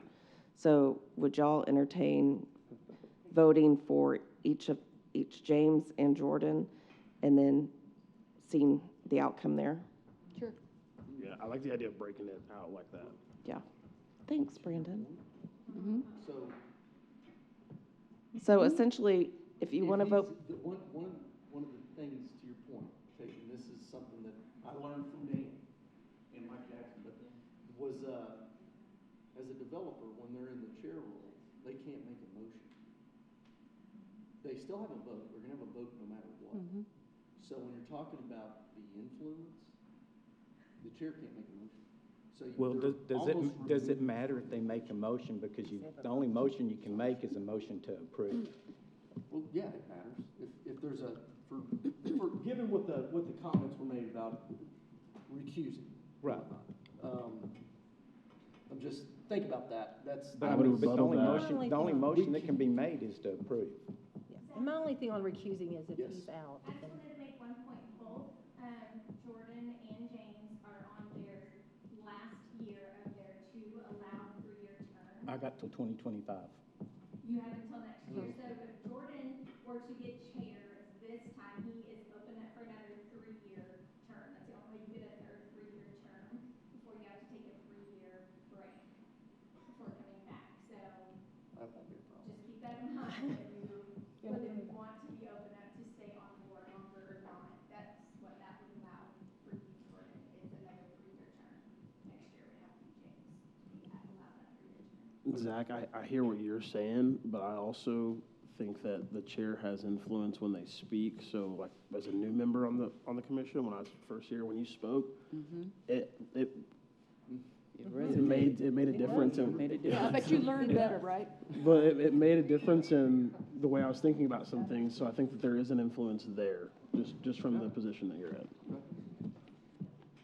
And again, both candidates are exceptional, so we're not going to go wrong with either way we vote. So I say, if you're ready to vote, or do we need more discussion? So are we just voting for chair, correct? Yes, so I would just do it in 2 steps. One for Jordan, one for James, whichever order y'all want to go, and just do a show of hands. So, But James and Jordan don't vote. Yeah. Assuming you would. Right? Yes, you're going to vote. Yes, that's 7 of y'all. Okay. We're not doing a vote of 6. 7 of us. Yep. Yeah, so Yeah. so, all in favor of Jordan, show of hands. All in favor of Jordan, aye. All opposed? Did we do opposed? Okay. Yeah, James, man. now, all in favor for James, show of hands, aye. Aye. All opposed? Or, no, that's it, Yep. not opposed, okay.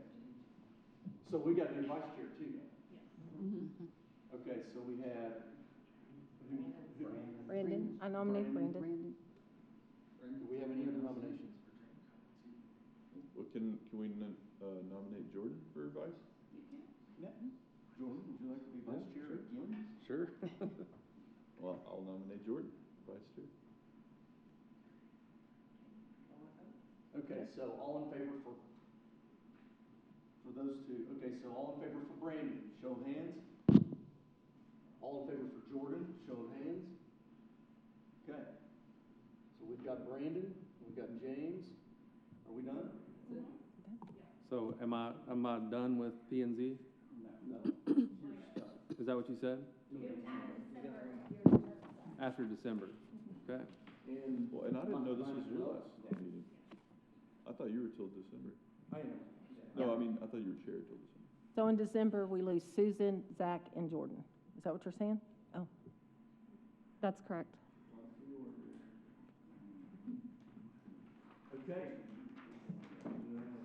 All right, we're done?